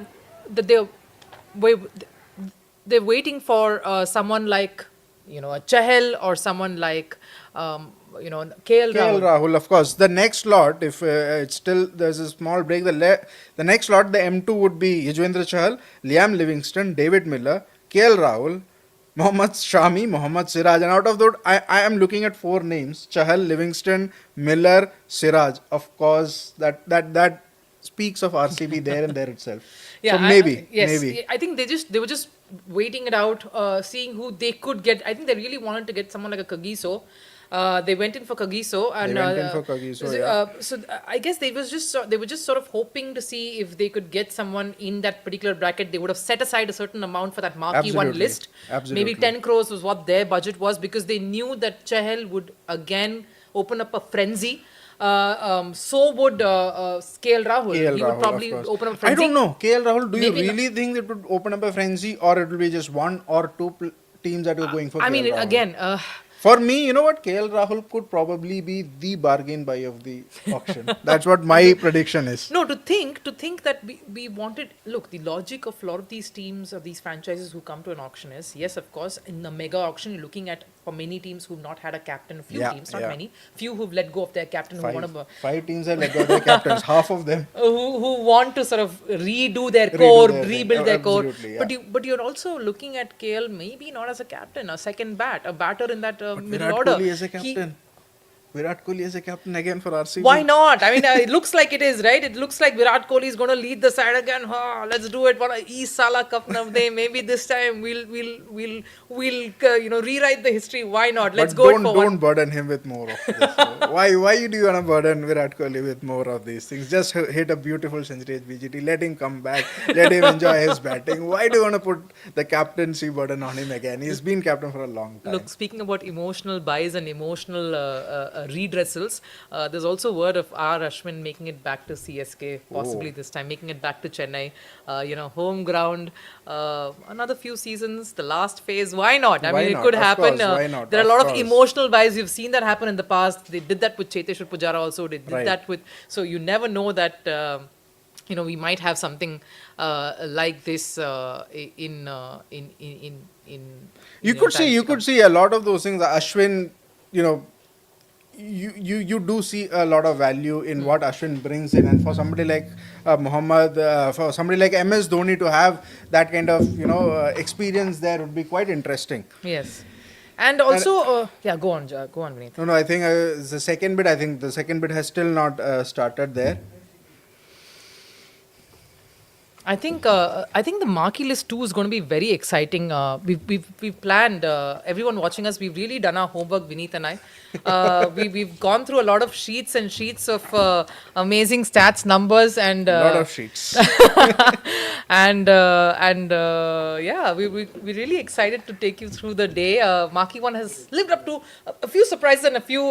Not surprises. Look, if you look at that marquee one, everyone, the least expensive has been Kagiso Rabada, 10.75. Which at is one we point in time. sort of said that. We sort of called that. We called that, but then again, 15 crores, 26, 27, 18, 11, insane amount of money just for 5 players, and you have 5 more coming in. But tell me one thing, do you think this 27 and 26.75 is going to get breached among the players that you'd see? KL Rahul maybe? No, but who's going to contest? Maybe Punjab will contest. But the Punjab only team that maybe, can yeah. franchise that can contest to breach a 20 crore now can contest Bengaluru. Because Bengaluru is the only team that can actually pull off a 20 Pull plus off a right now. But 20 who will plus, yeah. contest them? For a Someone single has to player. contest them for that, and that's only Punjab. So it has to be a player that both of them really desperately want. Maybe Mohammad Shami. I don't Ishan know. Kishan. Ishan. Ishan Kishan. Could be 25 plus. Oh yeah, why Could be not? 25 Why plus. not? Why Ishan not a Kishan wicket could keeper be. bat, right? Yeah. And an Indian wicket keeper bat at that. Opening bat. But we called a few things here. Those of you watching us, we did call a few things here. If you're not, we called Joss Butler, we called Ashdeep. We did call a few of them. Few of them as well. So yeah, Let's bring in Taz here for this Ishan Kishan bit. Taz, there's a lot of news, lot of things about Ishan Kishan there. And Mumbai not going for Mumbai Ishan. not going for him, whatever things that we have read about and reported about. Ishan Kishan definitely not going the Mumbai way, but where do you think he'll land up, and what's the price that you're looking at for somebody like an Ishan Kishan? Ishan is a dynamic player, and I don't know why. I mean, they don't want wicket-keeper batsmen. I mean, they haven't gone for Rishabh Pant. Obviously, he's going to be expensive, and we know exactly how he went 27 crores. Again, Ishan, Josh Butler, we saw. I mean, people were expecting, fans were expecting, yeah, they would go for Josh Butler. Again, if we are missing out on Ishan Kishan, then who's going to keep the wickets? KL Rahul? I mean, is that the target? But then that's going to be fun, right? But not going for Ishan Kishan. A lot of youngsters, Mumbai youngsters connect with Ishan Kishan. Again, you saw a youngster who was here talking to me where he said, यार उसको माफ कर दो ईशान किशन है यार, don't give hate and all. वाला hate की बात नहीं है, just asking you. So yeah, Ishan Kishan, if Mumbai is not going for Ishan Kishan, but definitely he's worth 20 crores. Yaar. I believe completely the kind of wicket keeper he is. He's a youngster, great batter, somebody who swings the bat well, very well at a good speed. A good, exciting T20 player. Apart from that, a pocket dynamite. I mean, we would call him. The way the Ishan Kishan and Rishabh Pant, you can compare them. These two guys are exciting players right now. One is coming from Roorkee, Delhi. The other from Ranchi, Jharkhand. He has his roots in Bihar. I don't know why. What's exciting? But a lot of people, a lot of Mumbai fans would be disappointed that if Mumbai isn't going for Ishan Kishan right now, because they were expecting, Ishan Kishan is going to be the player. He's going to open with Rohit Sharma, and the lefty-righty combination is going to rock again. But then we saw he was off color. Maybe that could be one of the reasons that Mumbai isn't going for Ishan Kishan. That is something we might have to think about. That could be one of the reasons. But right now, it's a bit surprising for me as well. I mean, I'm also a Ishan Kishan fan, along with Rishabh Pant. But Ishan Kishan has, I have a soft corner for him. So I would have loved him, but Mumbai isn't going. So they might use RTM. You never know. They might use RTM. He's been a Mumbai player, right? It absolutely, Toss. I think I have to agree with you on one thing. Ishan, no matter what year he can possibly have, or whatever the chaos that's been going, that we're all aware of over the last 1 year, him in full flow. How can you even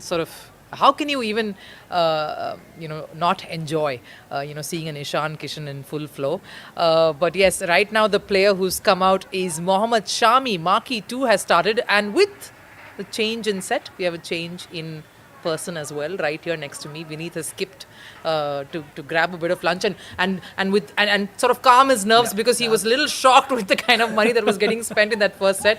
Kanav, go for it. Hello everybody, my name is Kanav. I'm the sub-editor with CNN News 18, and what an auction. I mean, I'm not shocked that Vineet was shocked, because these are some big amount of money we have seen so far. We were expecting, it's a mega auction, so we were expecting there will be some big bucks, being paid to some big players. But Shreyas Iyer, I mean, I was shocked with Shreyas Iyer going for 26, because I know he's a skilled player, he's a great captain, you have a great batter in Shreyas Iyer, someone who plays spin really well, a great skill to have.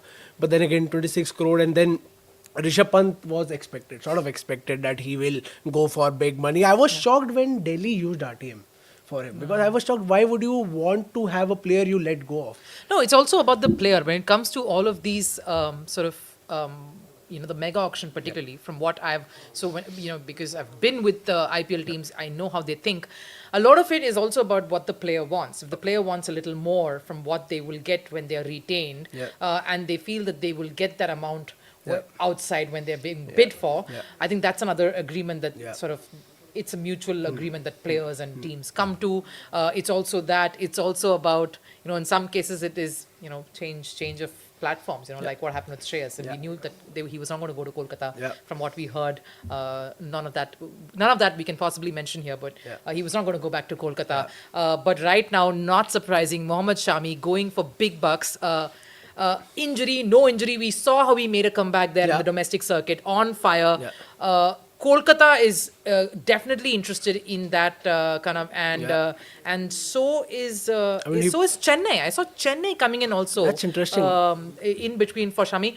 Not surprising, because Shami has got a very close bond with MS. They both really, I mean, he looks up to MS.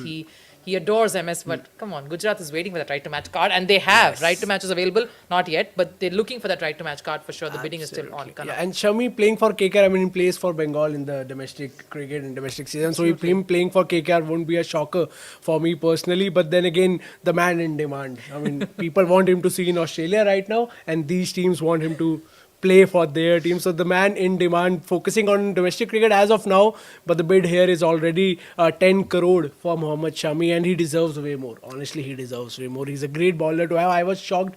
GT didn't retain him.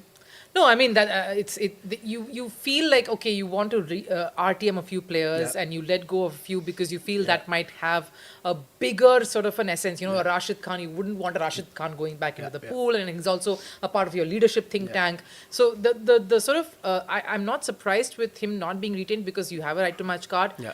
But I will not be surprised if Gujarat right to matches him, because Shami in Ahmedabad is a marriage made in heaven.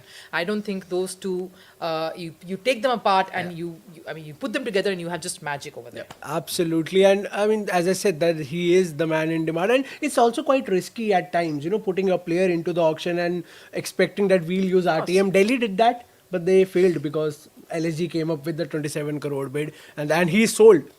He sold to Hyderabad. Wait, we'll see if there's so there's no right to match? Did I don't Gujarat think refuse to right to match Shami? I'm just trying to understand what. I don't think Gujarat used RTM on Shami. No, because the bid happens and then they check with the other team if they want to use. If they want to. They haven't. They haven't. So Shami is gone to Hyderabad. Hyderabad with that batting lineup, and then Mohammad Shami in the bowling lineup. That's amazing. I mean, they fell short in the last IPL. I believe that they are eyeing the trophy now. They want the trophy now. They are building a good bowling lineup because they already have a gun batting lineup. I don't believe they even need to look for more than 2 batters now. That too also a backup. But I'm a little surprised that he hasn't been retained by Gujarat, because I thought he was gold for them in their venue. I mean, either they have some other plans or something, because they must have thought of something.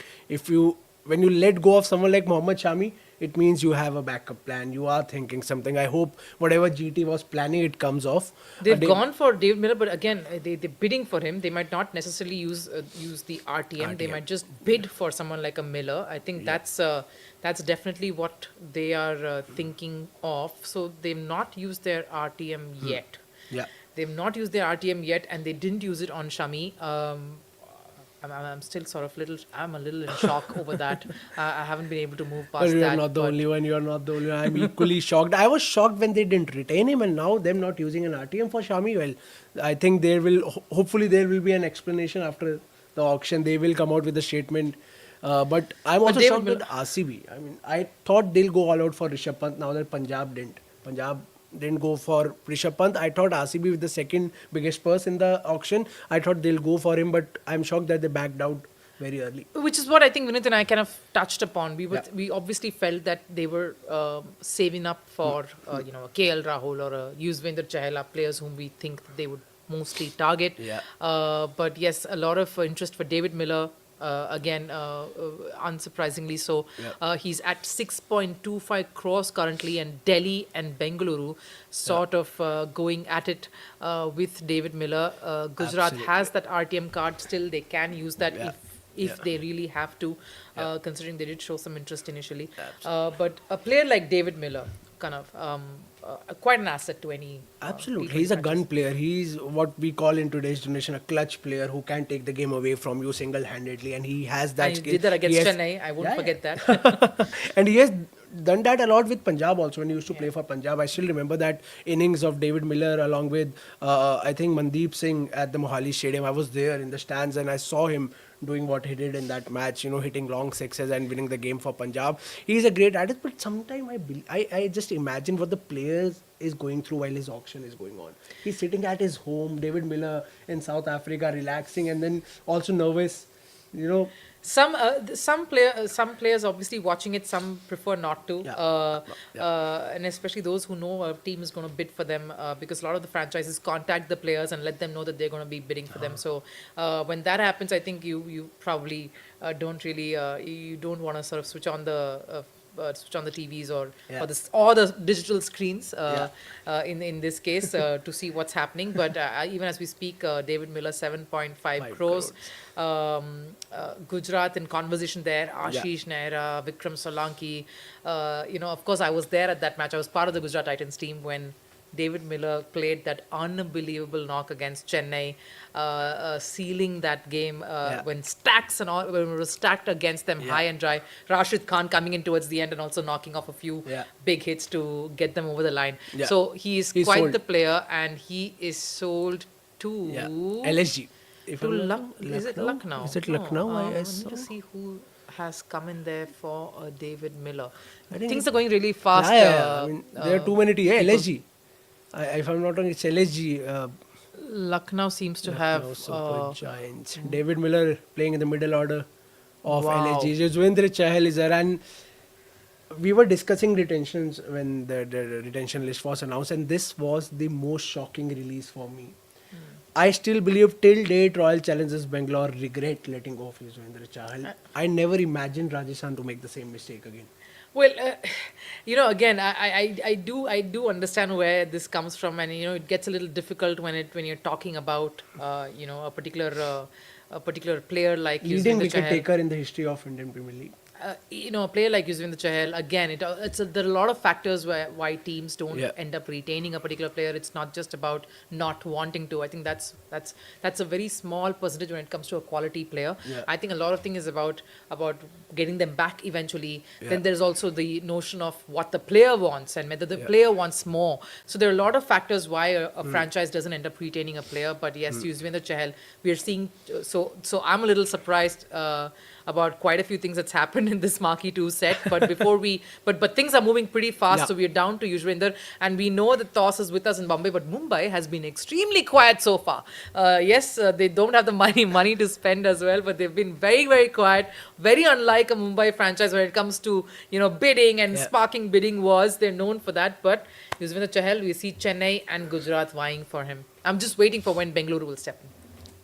I hope that they go on to rectify their mistake. I was wondering the same thing if RCB will. I was wondering if RCB will rectify their mistake and get him back, but I don't see that happening. Gujarat Titans and Chennai Super Kings, fighting amongst themselves for Yuzvendra Chahal, and Chahal going back to MS Dhoni. I mean, that's again a match made in heaven. And as we see, Punjab is stepping in now as well to get into the mix. But I have to quickly, as we continue this bidding contest, let's go over to Purnima, who's in Chennai, because again Chennai has been quiet. But Purnima, how is it going there? Our fans sort of waiting to see when that first big buy is going to come up. Fans are quite disappointed because every player who's up for grabs, CSK not going beyond 8 crores, and the budget so far that the CSK team has is 55 crores. So, every player up for grabs, CSK initially starts the bidding process, but beyond 8 crores, there's complete silence. Are you quite disappointed? What are your expectations now? Actually, they started off with Arshdeep Singh. That was the first player, and I thought they would go further for that. But they're not bid further than that. They're capping it around 8 crores or something like that. I hope they're holding the purse for players like Sundar, Natarajan, Ashwin, probably even James Anderson, all those players coming up. And we have Rachin Ravindra and others also coming up. We have old CSK players that we let go of. I hope they're all back. Probably we're just waiting to see. Even for Shami, Chennai started the bidding, and then we let go of Shami as well. So we are waiting for the auction to open up and then see what ends at who ends up at CSK. We are excited for that. Yes. You're watching it live. Are you quite disappointed that we didn't buy any of the top players so far, CSK? I think we are good. CSK has never been a team which splurges on players, goes for 15 crore, 20 crore bids. CSK has never been that. So I'm okay with current standings as of now, because there are a lot of players to come. There are a lot of Chennai specific players who have been in CSK historically, Conway, Ravindra, all that. So we'll wait and see. We'll wait and see what happens. Probably another 3-4 hours, and then we can take a look at that. Yeah. But as of now, I'm okay with what CSK is doing. CSK is doing what CSK usually does. It starts off and then waits. Yeah. So CSK fans waiting patiently to see how it progresses through the day. One thing I love about Chennai, Purnima, are the fans. I think they're just so clued in and they're so in tune with with cricket, with sport over there. I love it each time. And yes, Chennai is doing Chennai sort of things. They know they're conservative in their bidding. We've seen them up close and we've seen them from far. That's how they roll. They only will open the lockers and open the safety deposit boxes for one player. That's about it. At the most, it was Deepak Chahar for the last time. I think 15 crores, and also for I think Daryl Mitchell. I think they went for 13. I think if I'm not mistaken. But Chennai doing Chennai things. But if we speak about Yuzvendra quickly right now. Again, Lucknow getting into this, and I'm wondering where they're heading with the rest of their purse. But Lucknow and Punjab getting into that battle with Yuzvendra. Absolutely, I think I believe that he is a great asset to have in your team, and I'll be happy if someone like Punjab, because Punjab needs a good team. They have only retained 2 players, and they need to build. They already have a captain now. They need to build a good bowling lineup as well. And Yuzvendra Chahal as your lead spinner, I don't think it gets better than this. And there's obviously LSG also, fighting for Yuzvendra Chahal. 14 crore.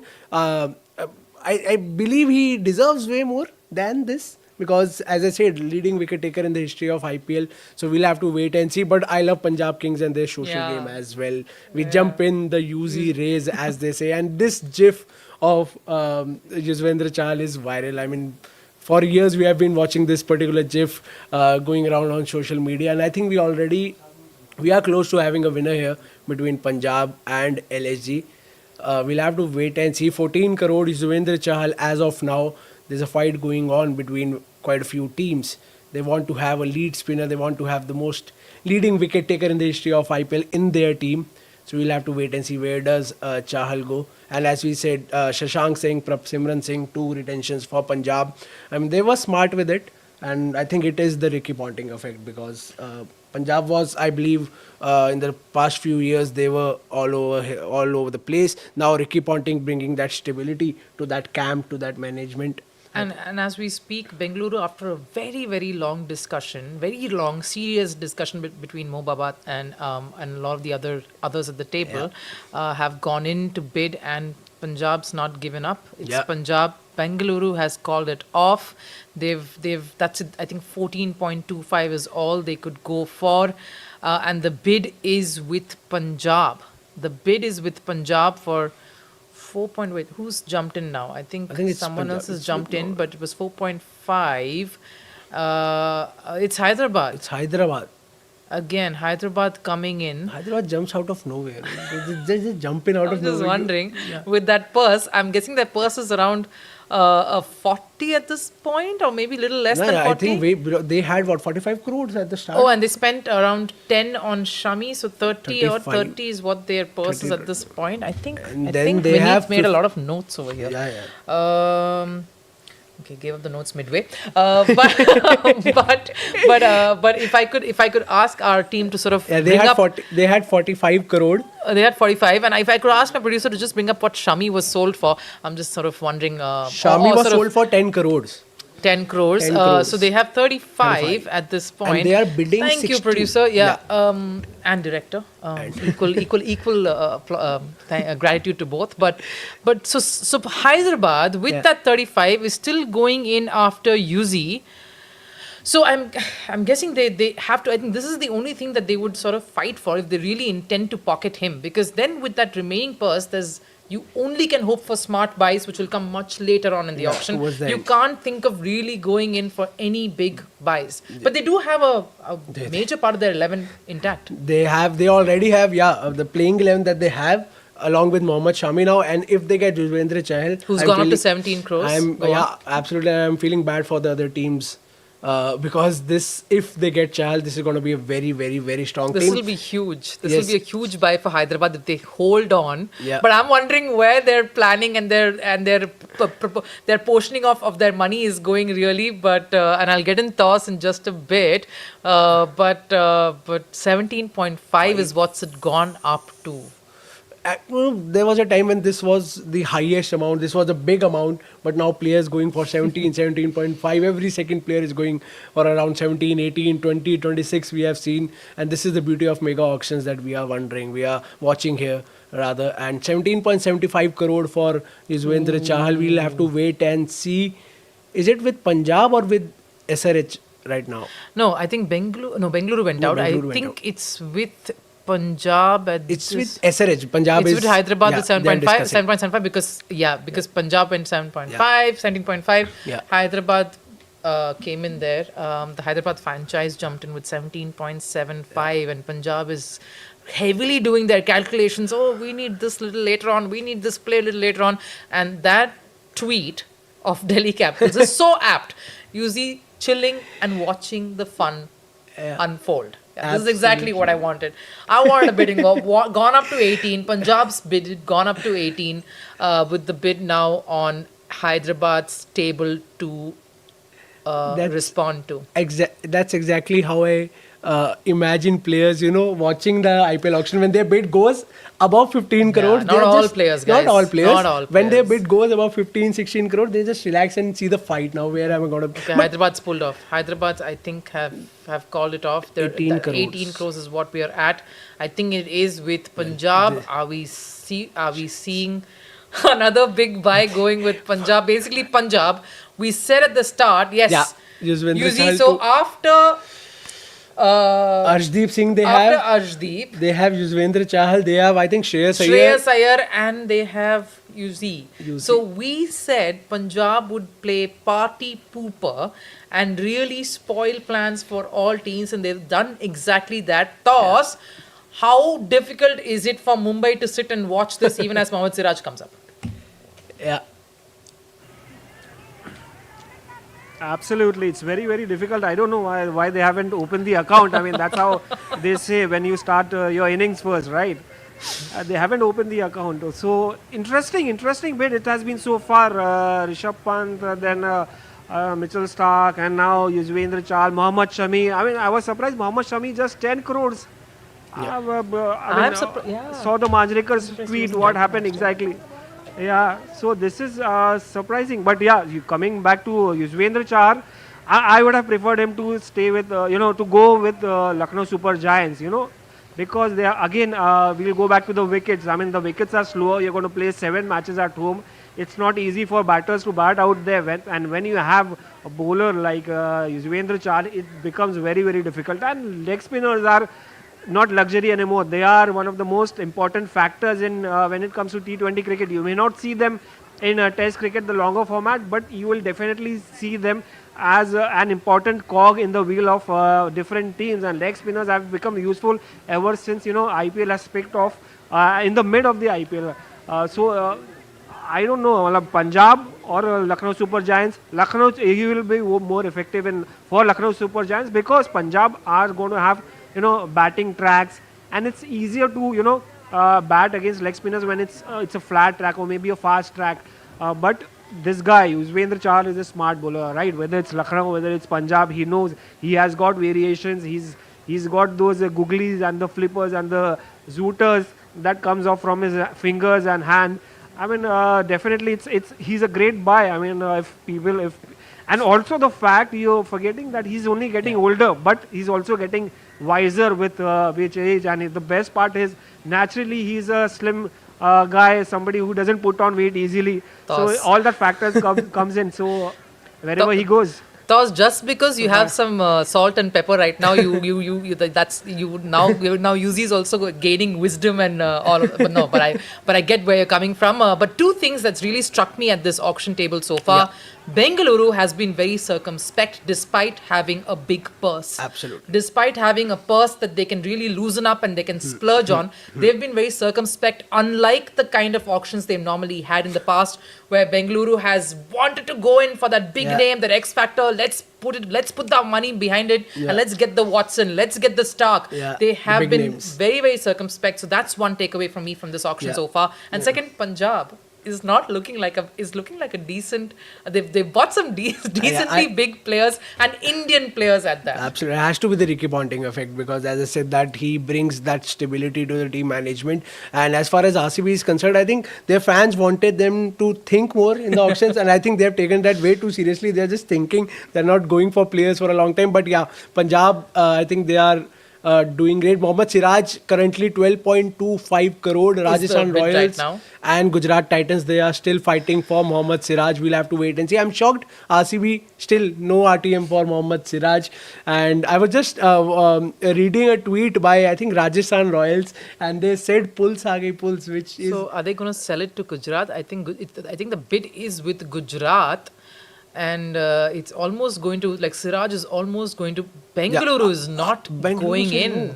They said no. Bengaluru is not going for Siraj. The bid is with Gujarat at this point to partner Kagis or Rabada when it comes to their matches in Ahmedabad. Is, of course, Mohammad Siraj pairs up with Kagiso there. What do you make of this new ball pair? It's a great pair. I mean, Gujarat, they did a wonderful thing here because you They're have happy. to have two great bowlers together. Kagiso Rabada, Mohammad Siraj is a good bowler. Obviously, he derails at times, but he's a great T20 bowler. But I'm wondering, RCB not retaining him.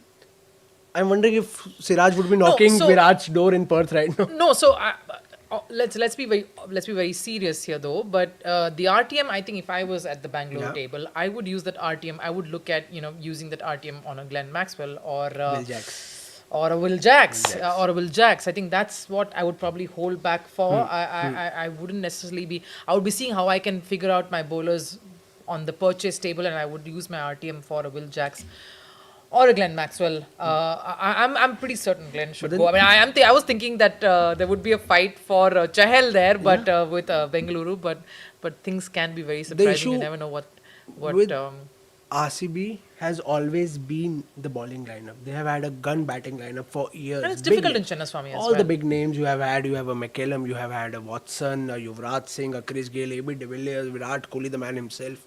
But the issue was always the bowling lineup. As of now, you only have a Yash Dayal in your lineup. You only retained one bowler. People were, or rather fans were wondering that you will retain Mohammad Siraj. There's no way that you won't retain a Mohammad Siraj because the camaraderie he has with the team management, with Virat Kohli, who could be the captain, we don't know because it looks like he would be the captain. They are not aiming for any captain as of now, RCB.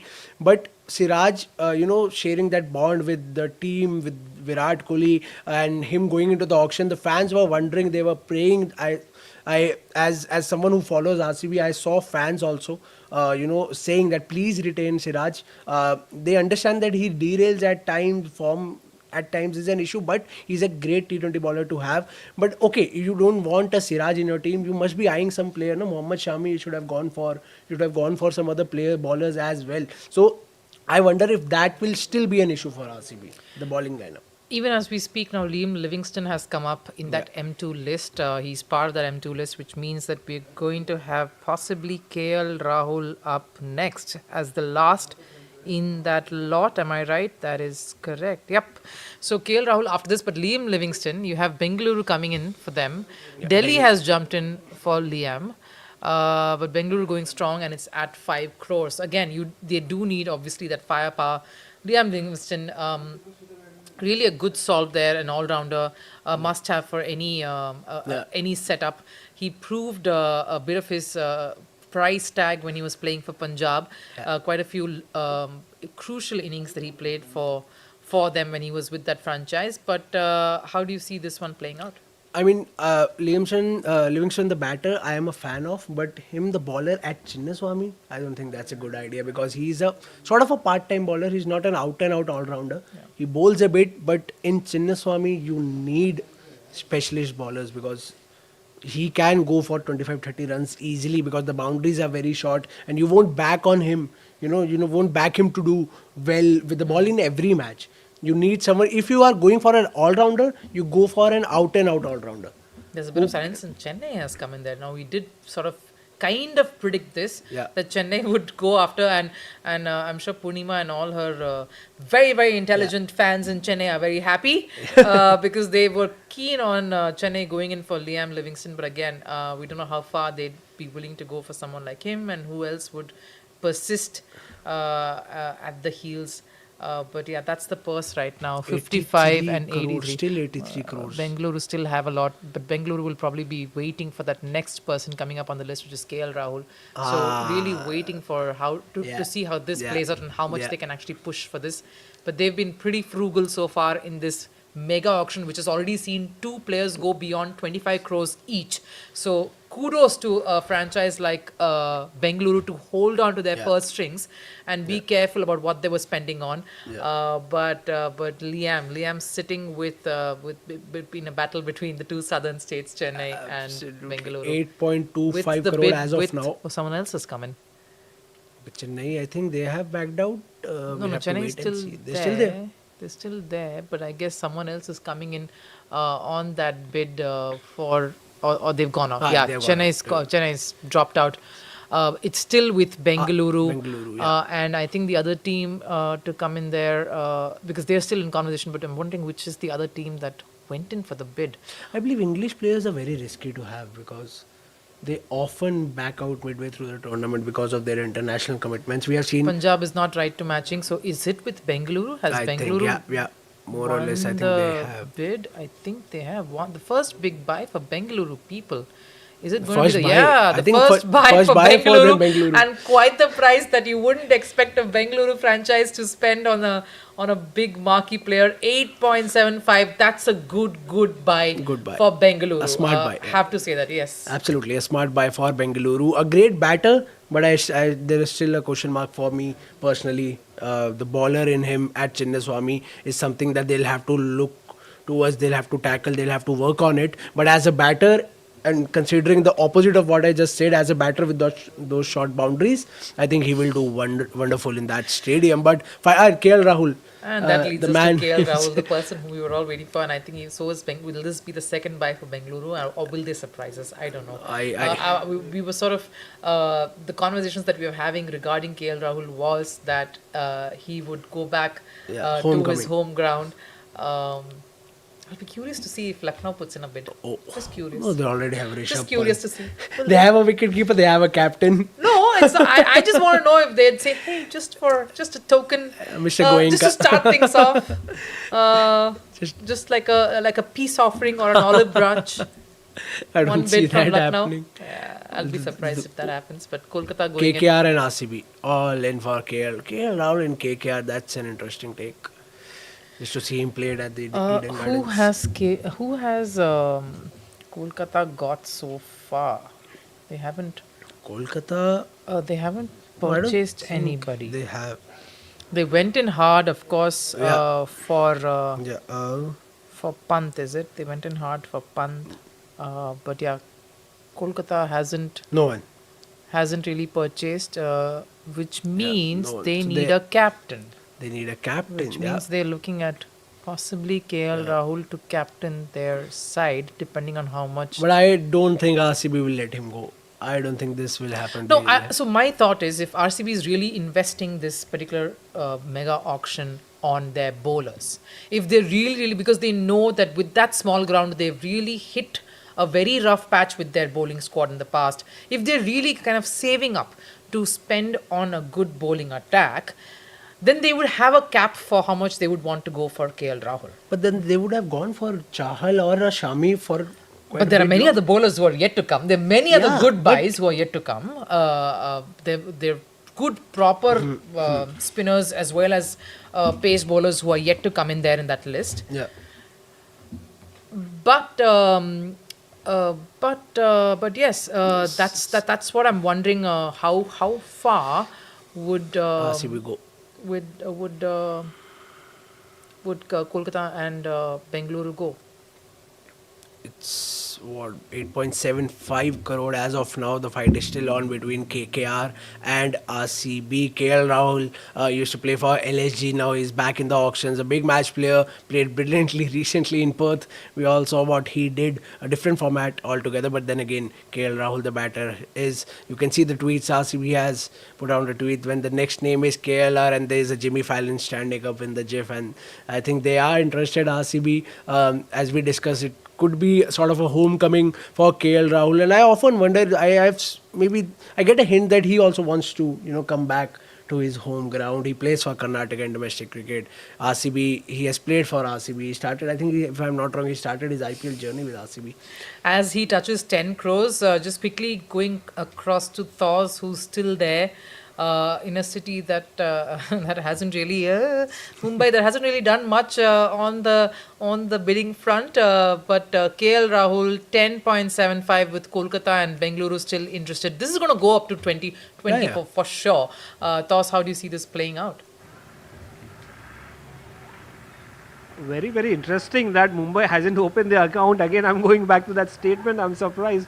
What's happening? Yeah, what's happening with Mumbai? But then, I mean, if I think again, see, Mumbai has all the cream players, all the marquee players are there in Mumbai. They have an opener in Rohit Sharma. They have an all-rounder in Hardik Pandya. They have a Jasprit Bumrah. They have Surya Kumar Yadav. So everything is sorted out. They just need to fill in those puzzles, you know. So that is one thing. So where I'm sure you won't get from the, with 45 crores in that account, you won't get from the marquee players because you'll have to spend a lot of money from your pockets. So what will happen if you spend a lot of 10, 15, 20 crore on big players? What will happen? I mean, nothing. I mean, you won't be able to fill the slot as well because you need a partner for Bumrah, you need a partner for Rohit Sharma, you need somebody to bat at along with Surya Kumar Yadav or maybe spinners, right? This is a clear sign. Spinners. So yeah, so these factors might maybe you will see Mumbai coming in the second round. But yeah, KL Rahul definitely. Yeah, KL Rahul, it's more of an emotional factor for Bengaluru, right? For Bengaluru, and I feel they will go all out for him. And KL Rahul in Test cricket right now, the way he's bounced back, it's been superb. Yeah, it will give immense confidence to him, and I hope it continues. Yeah, Bangalore would be desperately seeking that form of KL Rahul because we all know he's a batter, he's a classy batter, and everybody loves him. The only problem is his inconsistency. Off late you won't find him in great rhythm, but then the way he started in Australia.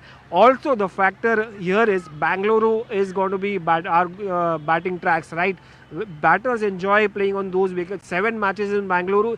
If KL Rahul performs all those 7 matches, or maybe outside Bangalore a couple of games, all sorted for Bangalore. So I think it's going to be a good move if Bangalore goes for him, and also the emotional factor counts in. So yeah, KL Rahul again, he's going to go big, I guess. Yes, Thos, but you know what the surprising part now is? I think Bengaluru has pulled out of the race and Chennai is coming in hot for KL Rahul. Chennai is coming in for KL. There's a bid that they've put in there. Delhi seemed interested as well. But I'm shocked. RCB backing out for Chennai. KL Rahul. The bid is between Chennai and is it Delhi or is it Kolkata? Is it Chennai and Kolkata? It's Delhi and Chennai, if I'm not wrong. I think 13 crores is what we have right now. Bengaluru seems to have dropped out. what are they planning? What is the plan? Is there any plan behind all this? I'm wondering because KL Rahul is something was someone that fans were hoping that it's a no-brainer. They will go all out for KL Rahul homecoming, and I believe Rahul also wanted to sort of make a comeback to his home team. Yeah, it's still with Delhi.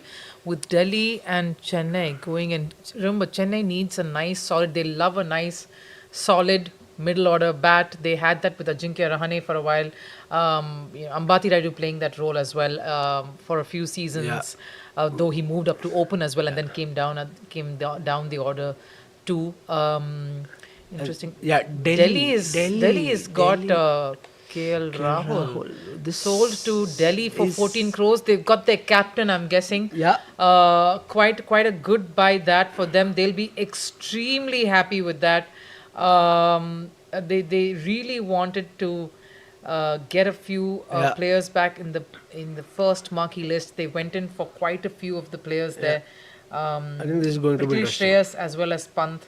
They tried to right to match Pant as well, but 27 was a bit too much for Delhi. So KL Rahul finding a new home, not his original home though. He is going to Delhi Capital. And this, I think this is interesting because I'm now thinking about the IPL Delhi pitches.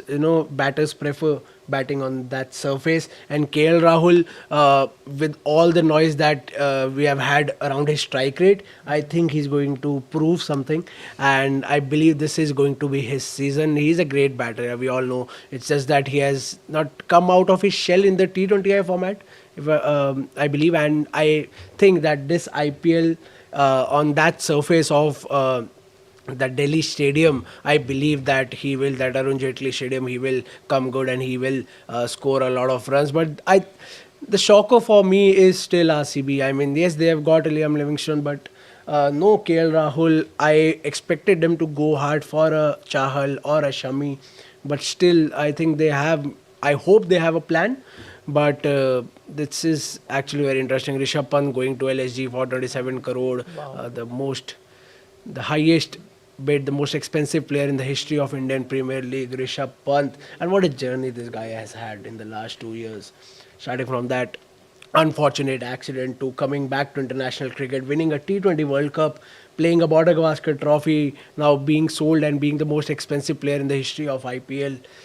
It's quite an interesting journey, and he deserves all that for what he has been through in the last 2 years, the recovery, the spirit that he has shown. But what an interesting auction this has been so far. Obviously, there's a lot that is yet to unroll in front of us, but big names, big bucks, something we were expecting. And I think that's the reason BCCI had this marquee list right in front, right at the start, with big names coming, with the Shreyas Iyer, Rishabh Pant, KL Rahul, Shami, Chahal, all the big names coming right in the front. And you can see KL Rahul 14 crore to the Delhi Capitals. Rishabh Pant, these are the big buys. Rishabh Pant 27 crore. LSG, Shreyas Iyer going to Punjab Kings 26.75 crore. Arshdeep Singh 18 crore retained RTM used by Punjab Kings. Yuzvendra Chahal again Punjab Kings 18 crore. And Joss Butler, the danger Butler, 15.75 crore going to Gujarat Titans. Shubman Gill, Joss Butler and Sai Sudarshan. I think GT is also building a good team.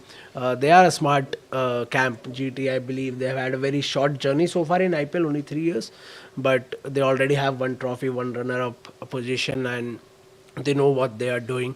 So I back them. They are smart enough to build a good and a strong team, because this is a mega auction. You are building towards a new cycle. You are building a team from scratch. And they are Kagiso Rabada also gone to GT. Mohammad Siraj also, if I'm not wrong, gone to GT. So it's a gun team. I believe this is mega auctions is a battle half won. You build a good team, you build a good base, and then the fight starts on the field. But this is the first step that you need to pull off. And great. We already have tweets coming in from former cricketers. Harbhajan Singh, 18 crore for my champion brother Yuzvendra Chahal. Welcome to Punjab. देख kangaroo भी तेरी copy करने लगते हैं. This is Harbhajan Singh. I mean, welcoming Yuzvendra Chahal to Punjab, to his hometown. And I'm pretty sure the players will also react in a while. They'll also put out tweets. They'll also put out their reactions. We often see players putting out videos when they are bought by a team. And but it's quite an interesting auction so far. Right. So what's happened so far? If we just had to recap, Joss Butler going to Gujarat Titans. We had Shreyas Iyer, a big bidding war for Shreyas Iyer, and he's gone to Punjab. Lucknow taking in Rishabh Pant as well, and Kagiso Rabada going to Gujarat. Kagiso Rabada and Mohammad Siraj is who will pair up at the top with the ball there, and a few interesting buys there as well. Chennai and Bengaluru. Bengaluru coming in and getting in Liam Livingstone, a good buy for them, and so too for Yuzvendra Chahal to find a place in Punjab. That squad shaping up pretty well under Ponting's mentorship, and yes, that's how it has panned out at this point.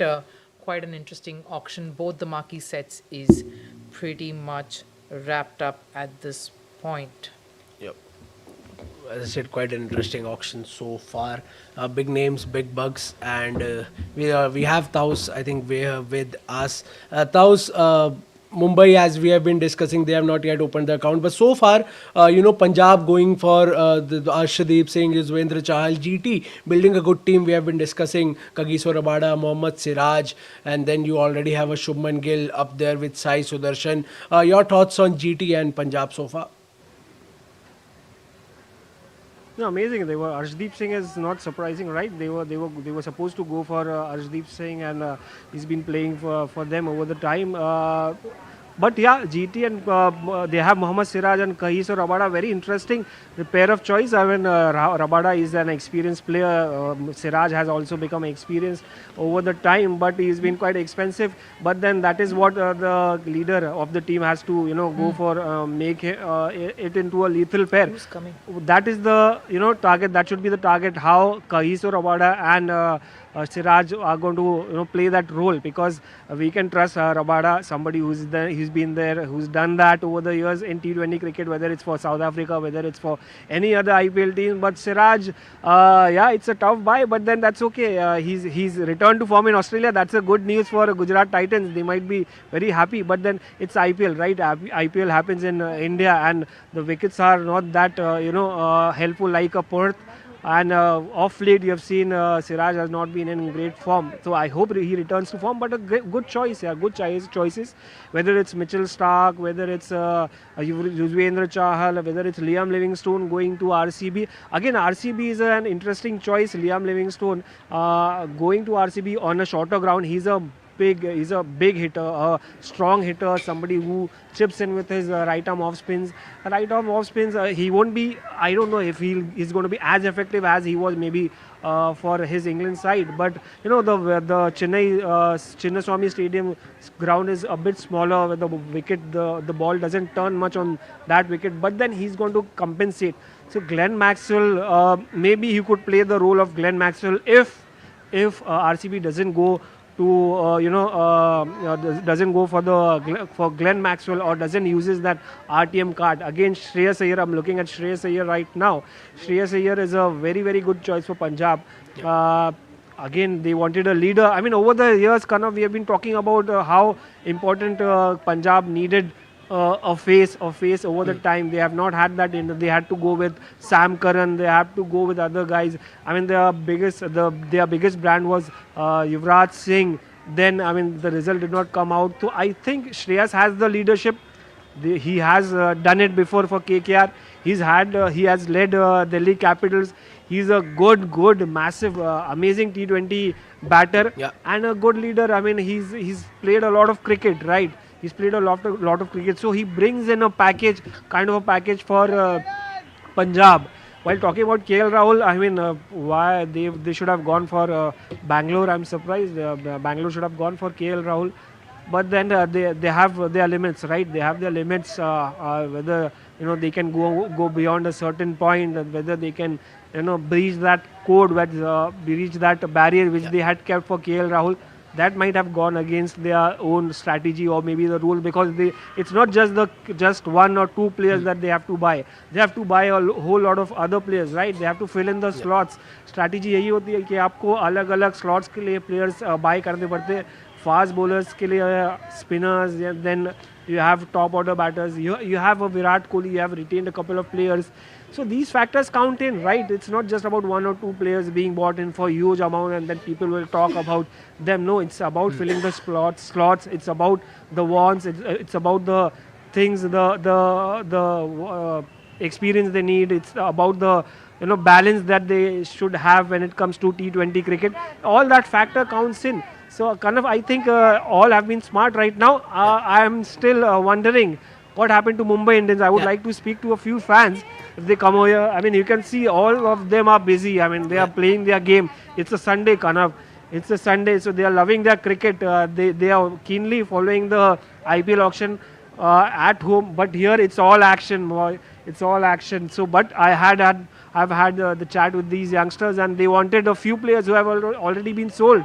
So, but I will definitely go for as this guy. He's a Mumbai Indian fan wearing that Mumbai Indians t-shirt. यार अभी तक किसी को खरीदा नहीं इन्होंने, आप क्या मतलब सरप्राइज हो कि नहीं मुंबई इंडियंस ने? हाँ सरप्राइज हो, किसी हाँ। को लिया नहीं? आप कोई स्ट्रैटेजी बनाए थे कि मुंबई इंडियंस के लिए? बनाई थी, क्या बनाया था आपने? अच्छे अच्छे प्लेयर लेना था मुंबई इंडियंस को। अभी तक मेरे को पता नहीं था मुंबई इंडियंस ने कुछ लिया नहीं, मेरे को लगा लिया होगा। अभी तक लिया नहीं है, लिया इसको लगा he thought that Mumbai Indians might have bought the players by now, but yeah, again I mean it's the strategy, right?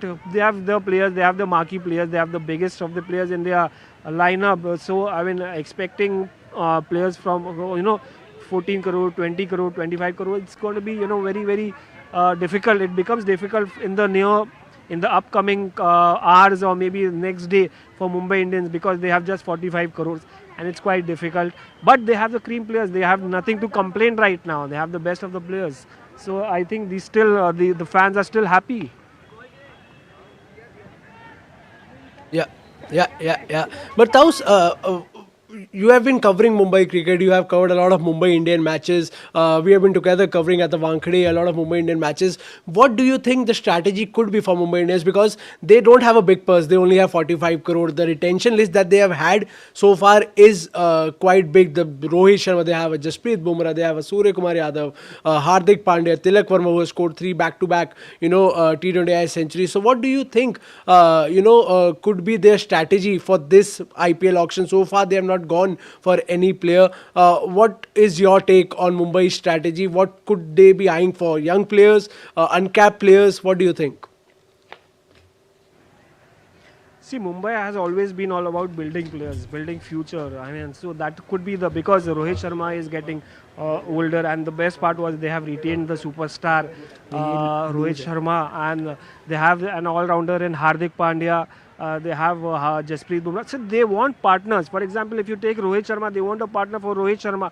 Will they go for, because Ishan Kishan, right? Ishan Kishan was supposed to be one of them, but I don't think so. They are going to look at their old strategy, which flopped last year, right?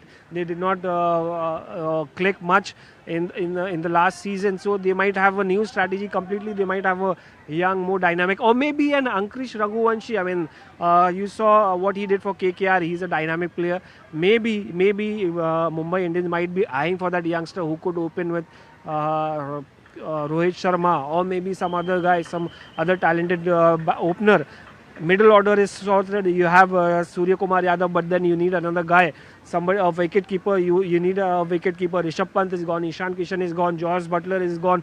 The big names have gone. So you might see Mumbai Indians going for a future, maybe uncapped wicket keeper batters, or maybe from players from outside India, maybe international players, maybe from an associate nation. They have amazing talent scouts, I tell you.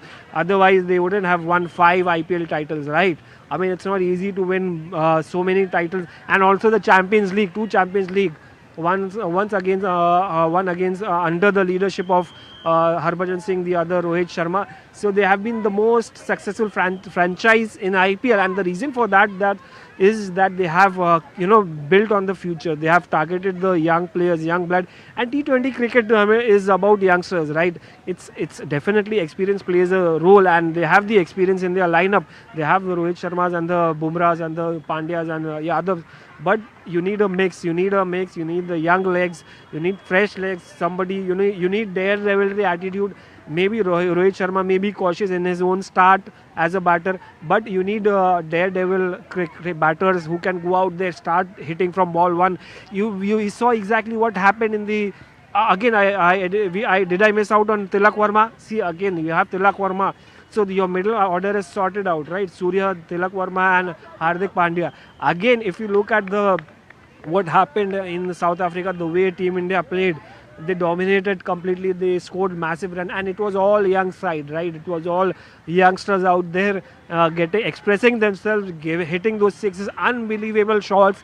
But it may have been in South Africa on batting tracks, but it won't be different in IPL. So Mumbai Indians has a clear strategy. It's playing bold cricket and betting on the future, punting on the future, and that is what they might be looking for. Hence, they did not go for the marquee players, because these guys, these cricketers, maybe on the wrong side of 30s, maybe on the wrong side of in the late 20s.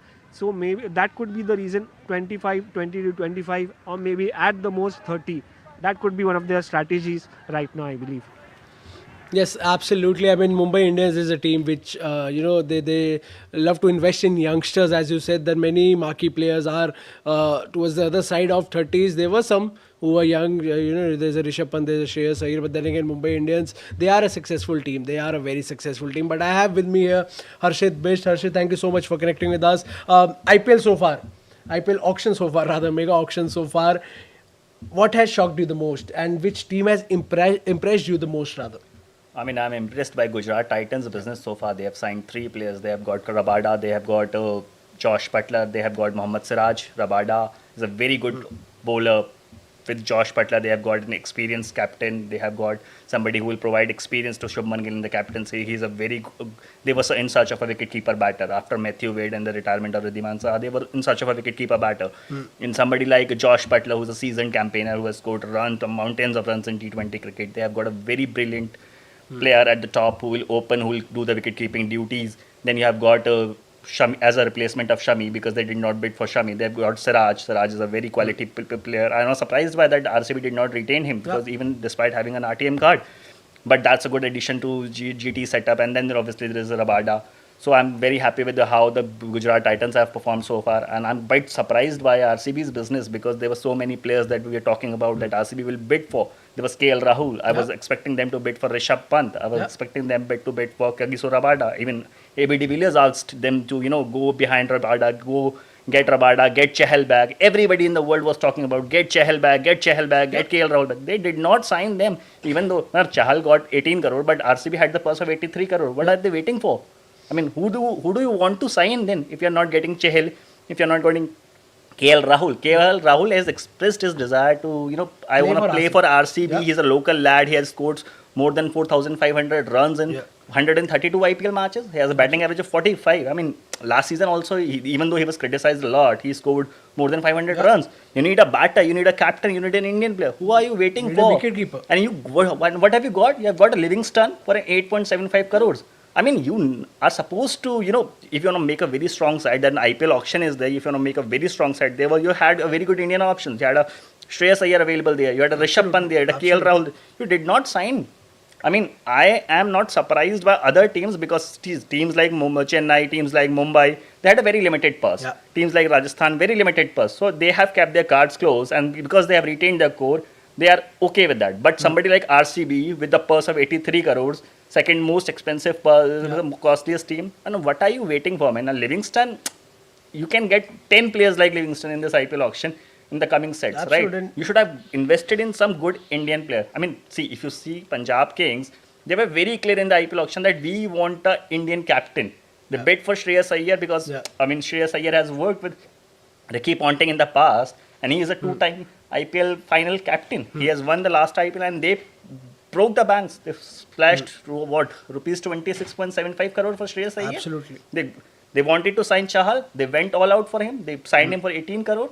They have signed Arshdeep for 18 crore. So that is how you have to get into the IPL auction. And I'm not sure that how many quality players are available in the coming sets now. I mean, you have some certain players, but I'm surprised. I'm very surprised by RCB. But RCB not using an RTM for Mohammad Siraj. I mean, they were even asked to that. Do you want to use RTM? And what Siraj was sold for, what was 12 point something? Yeah. I mean, you should have signed him. You should have get him back actually. I mean, which other players are you going to sign now? I mean, you don't have any quality Indian players left. You will have only Glenn Maxwell. You have a Will Jacks. I mean, these kind of players. And since you have signed Livingston, I mean, I'm not sure that they will go after Will Jacks now. Yep. I mean, similar kind of players. What is the point of getting two overseas players who are exactly the same kind of players? Yeah, absolutely. I think I will pose this question to Taus as well. Taus, talking about RCB, Harshit here very well explained what he think RCB, where RCB went wrong. Your thoughts on RCB? They didn't use RTM for Mohammad Siraj. Fans were hoping that they would get Yuzvendra Chahal back, rectify their mistake. Then they were hoping that they might, and they will for sure, it's a given that they will go for a KL Rahul. He wants to play for his team. He's a Karnataka boy. He plays for Karnataka in domestic cricket. Your thoughts on what RCB has done so far in this mega auction? Yeah, even I was thinking that KL Rahul would go to RCB. But yeah, I mean that is what how the function, what is going in the mind of the auctioneers, the teams. It's something into their mind. It's very difficult to read their minds because you get a lot of surprises. I mean, what you predict from here, what you predict from your TV sets, from your studios, what we predict from the grounds, it doesn't happen like that, right? That is what the IPL, the beauty of IPL auction is. That is how they conduct. So yeah, they have their own strategy. They have Virat Kohli, maybe RCB. They have got a Livingstone. Maybe they did not. They weren't desperate for KL Rahul. So and or maybe Yuzvendra Chahal or maybe Mohammad Siraj. So they have a different idea. Maybe they want again. I would be keen to know like how they go for the next set of players, because I mean if not going for Siraj, if not going for your old KL Rahul, if not going for that emotional factor where KL Rahul might have brought in more crowd, considering he's a Bangalore boy and has a great fan following, even though he may not have been informed. But again, it's RCB, the team that has been there for a long time. I mean, it's been one of the strongest side over the years, but haven't won a single title comes as a surprise, right? They have had the best of the players. They have had Kumble's, they have had Dravids, they have had Daniel Vittori's, they have had some of the best players. Then they had Virat Kohli, right? The biggest superstar in IPL in world cricket, but they haven't won a title. So what is the strategy? They might be looking for again a new strategy, a fresh set of players. They may not want the oldies. Maybe they may not want Siraj, who's also like not been as effective for RCB as they might have wanted, or Yuzvendra Chahal could have been effective, but then he's a leg spinner. They may not want a leg spinner, or maybe it's Chinnaswamy Stadium. Leg spinners may not work in Chinnaswamy Stadium because it's smaller in size. And then KL Rahul again could have been a good choice, but then maybe they are looking at they were not desperate for KL Rahul. So all in all, we'll come to know slowly and gradually what is exactly they want, whether it's Mumbai Indians, whether it's RCB. Smart moves by LSG. They have gone for RCB, Rishabh Pant, or maybe Punjab, Shreyas Iyer. I mean, these teams are desperate teams. They want marquee players. They want faces. RCB has faces. RCB has Virat Kohli as a face. Mumbai Indians have multiple faces. Chennai have their face. They have an uncapped face, the biggest of them all, Mahendra Singh Dhoni. But again, yeah, I agree with the fact that they are not moving. They are not. They have still kept all the cards close to their chest, and maybe revealing soon. Maybe in this part, or maybe the later part of the auction. Thank you so much, Thos. We are back here. I know you saw me earlier today, but I'm joined by someone a little new. Yeah, hi guys. So this is Amaya. Hi. And you saw me earlier in the day, Rupa. We were just jumping right back in after that very explosive couple of marquee sessions. Absolutely. What was your most interesting pick out of the lot? I think Pant by all means. I mean, by default because of the price at which he has gone. Another interesting thing was, of course, Rahul. I mean, Rahul has kind of it was a blow hot, blow cold kind of a situation, but well, he's I think gone to DC for 14. So yeah, I mean it's been an up and down kind of a thing, but interesting stuff. What is your take, Rupa? I mean, who do you think was the pick? I mean, who do you think was the most interesting one of the lot? I think, so just one small correction there. Rishabh didn't go to DC. He went to Lucknow. Rahul went to DC. Rahul went to DC. Rahul went to DC. Yeah. So I think I was a little confused about what Bengaluru's strategy really was. Yeah. It was nice to see them not really going that gung-ho or that at it, which is what they normally do when it comes to auctions. It was a break away from what they normally do. The talk that a lot of... So I was on R. Ashwin's mock auction last week, where I was part of the Gujarat Titans outfit, and we were all talking about how Bengaluru will invest more time and energy into solidifying their bowling lineup, which has always let them down in the past. And you know who our first buy was as Gujarat owner, which is Joss Butler. Okay. And we So bought, you've got it right. yeah, and You've got it bang on. we bought Joss Butler for 16 crores, and he went in this auction for 15.75. Yeah. But I was a little surprised why Shami wasn't retained or right to matched by Gujarat. Your thoughts on that? What did you think of that? I think Shami's gone to SRH. Yeah, I think SRH is kind of, they've retained most of the batsmen, so I Yeah. think they want to go very aggressively on their bowling options, and that's where they have gone in. But you're right. I mean, GT should have ideally gone in Yeah. for a Shami, but I mean, clearly they have a different strategy altogether. The interesting bit is 4 teams haven't spent anything for now. MI, CSK, KKR and RR. Those are the 4 teams which haven't spent at all. So that's going to be very interesting now to see in the second half how it goes, because those are the teams who are going to kind of go all out on the rest of the players. So let's see how that pans out. Livingston is an interesting choice. And one of the RCB good has guys. RCB has got it at a. I mean, it's a steal. Yeah. 8.75 crore is a complete steal. Livingston can be a big impact player in the middle order, so he'll make a big difference to the RCB squad.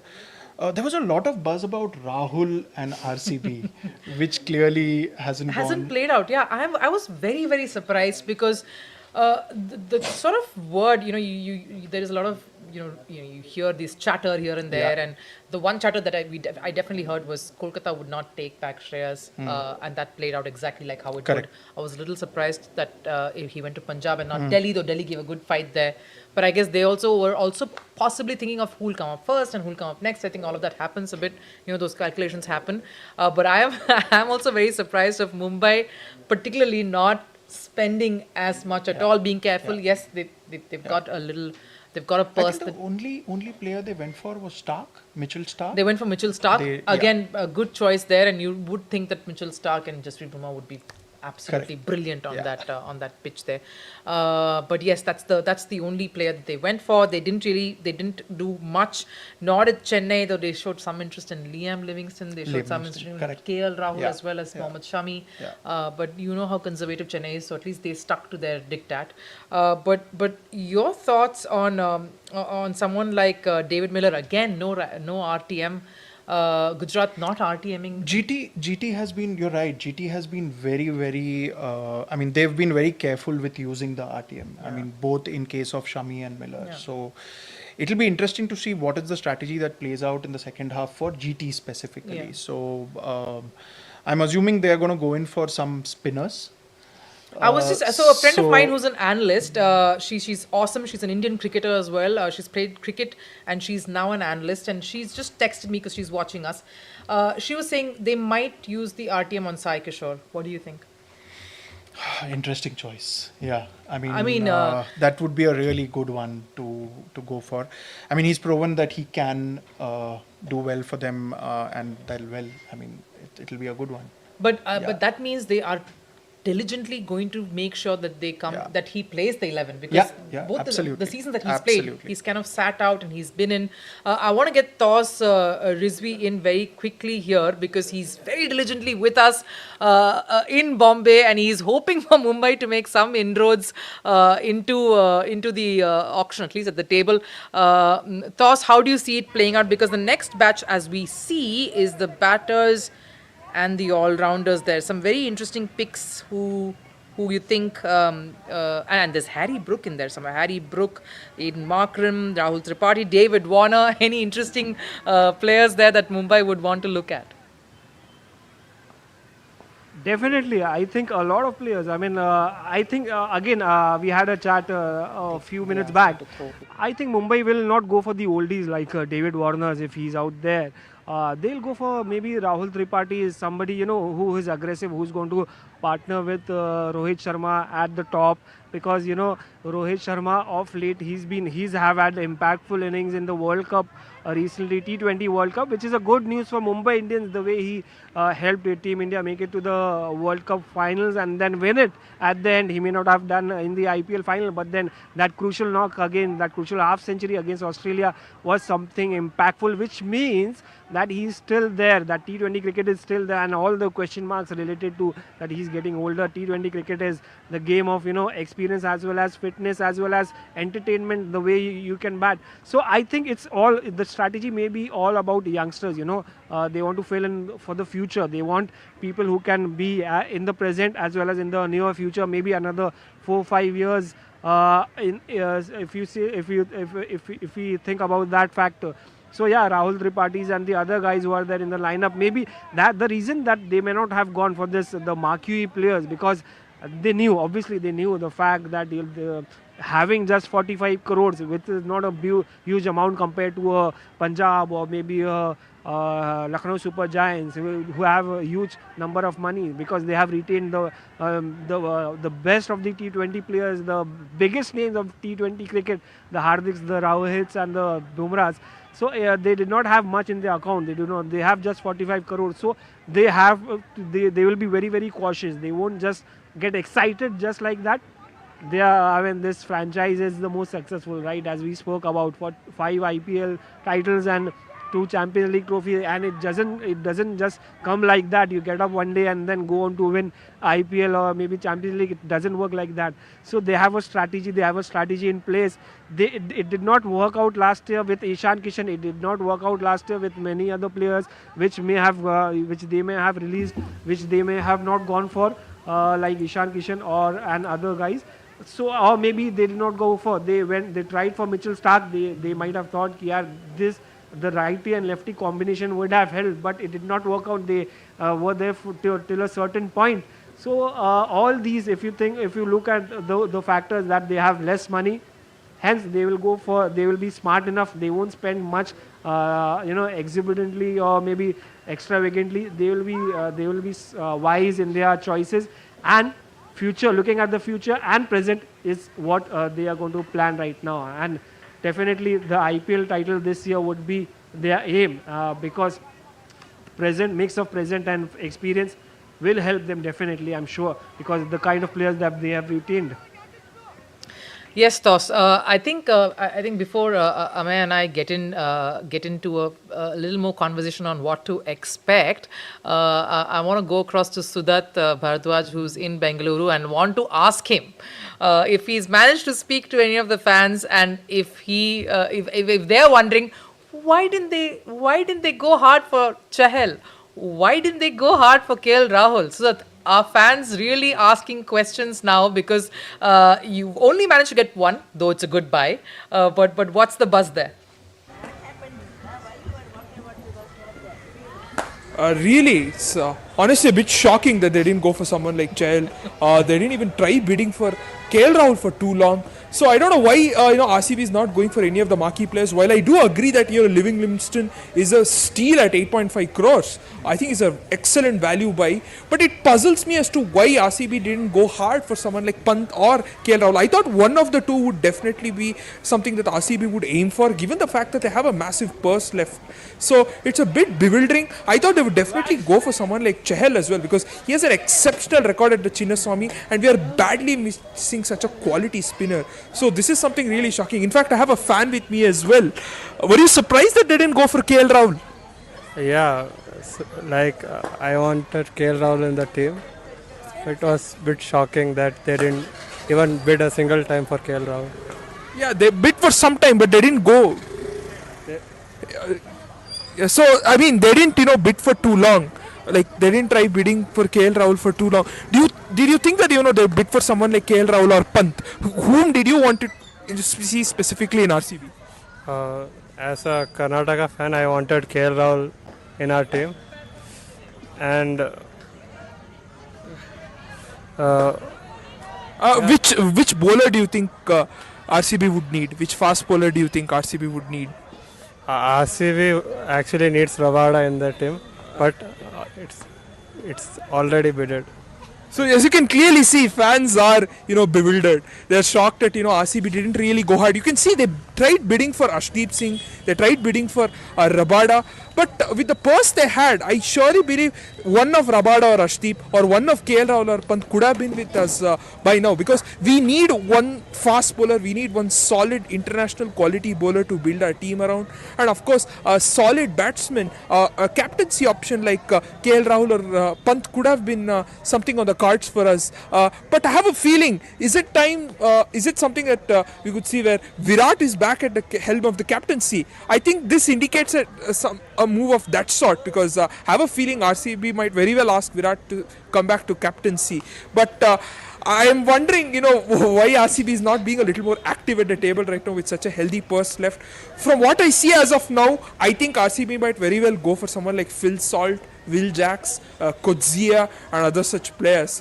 But I think it's time RCB buckles up and goes for some good picks, because I think they've missed some real good ones for now. Surely someone out of Ashdeep, Rabada, Chahal, KL Rahul or Pant, at least one or two of them could have been purchased by RCB. That's something definitely RCB would rue missing out on.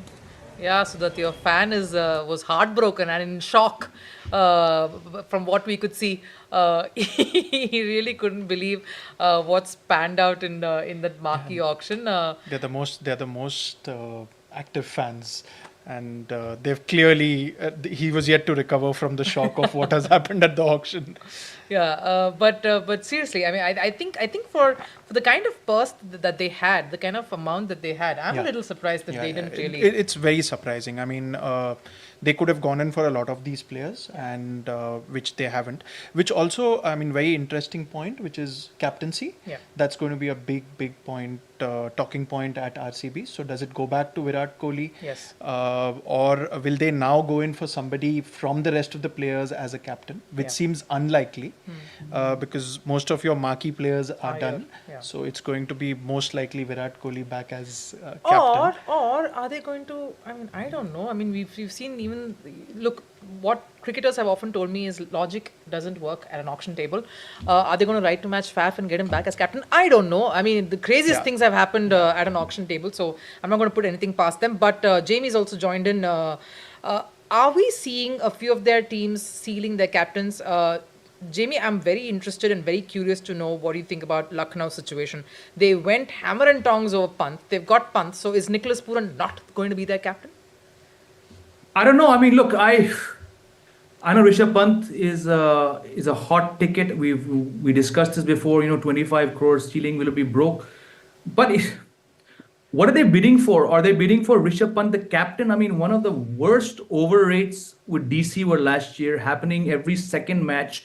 Again, I know the captaincy is many factors go behind it, the environment of the team, the manager relation, all that stuff.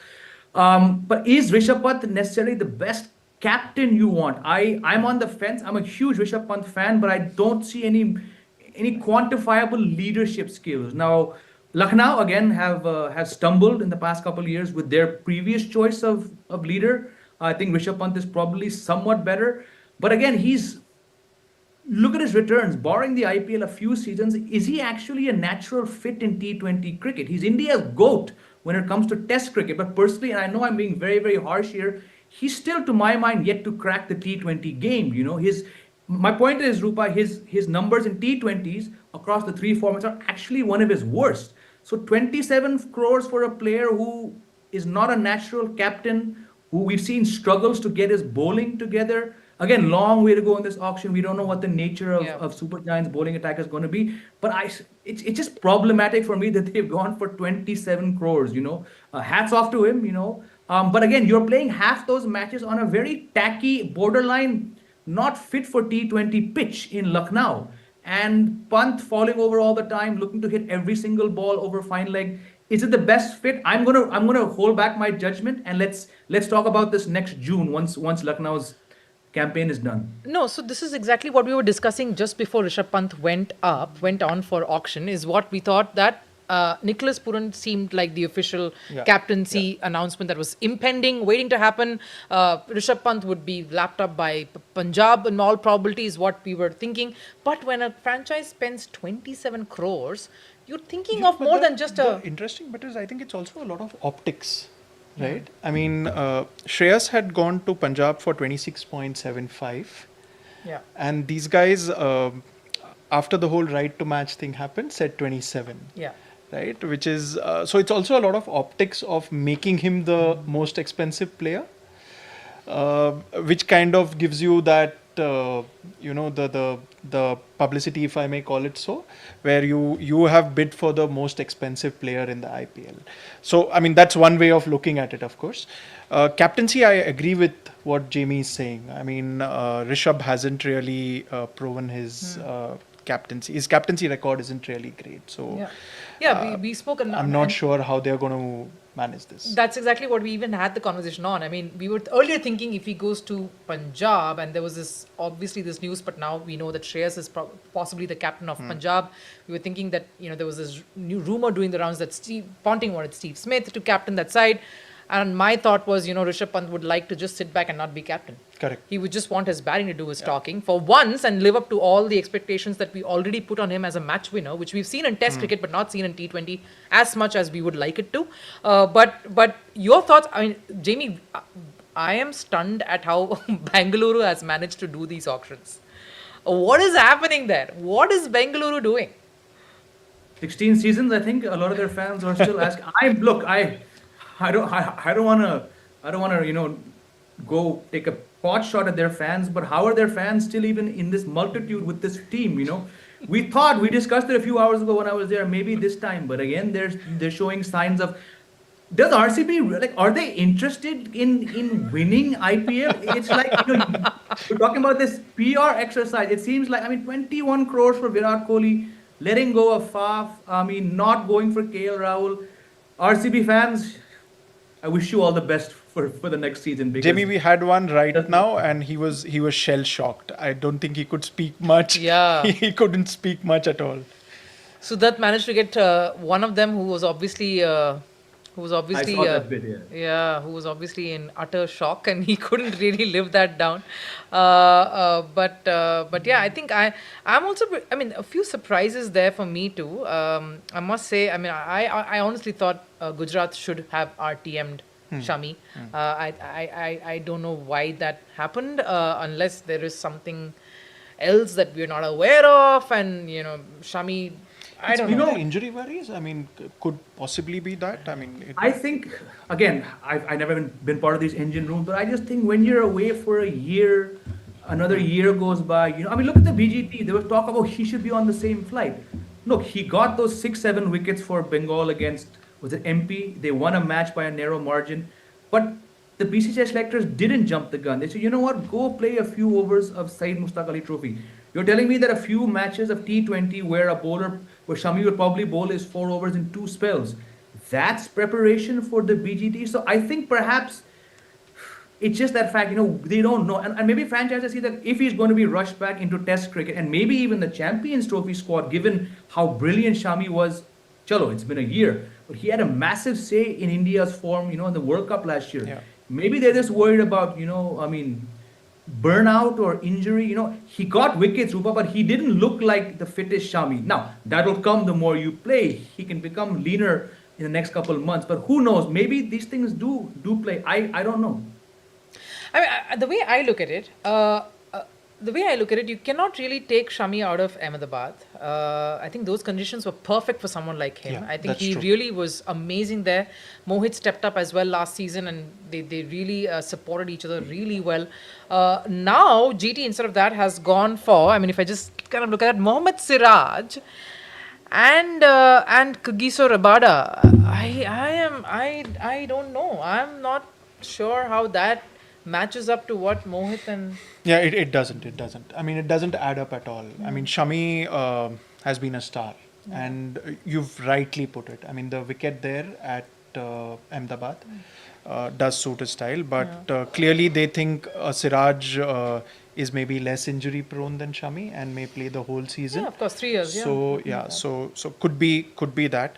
You know, another thing that's really struck me, Stark was the most expensive buy in the last auctions.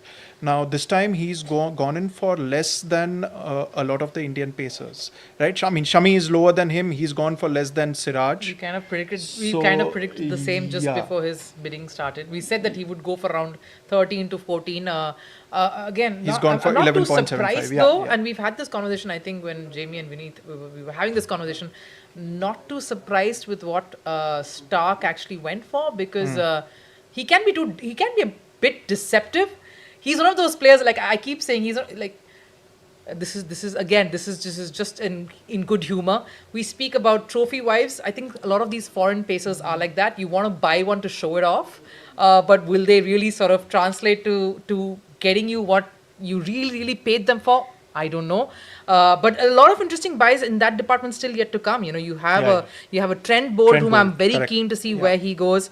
I think many more if I just see the list. But yeah, thoughts on that, Jamie Stark and his price tag.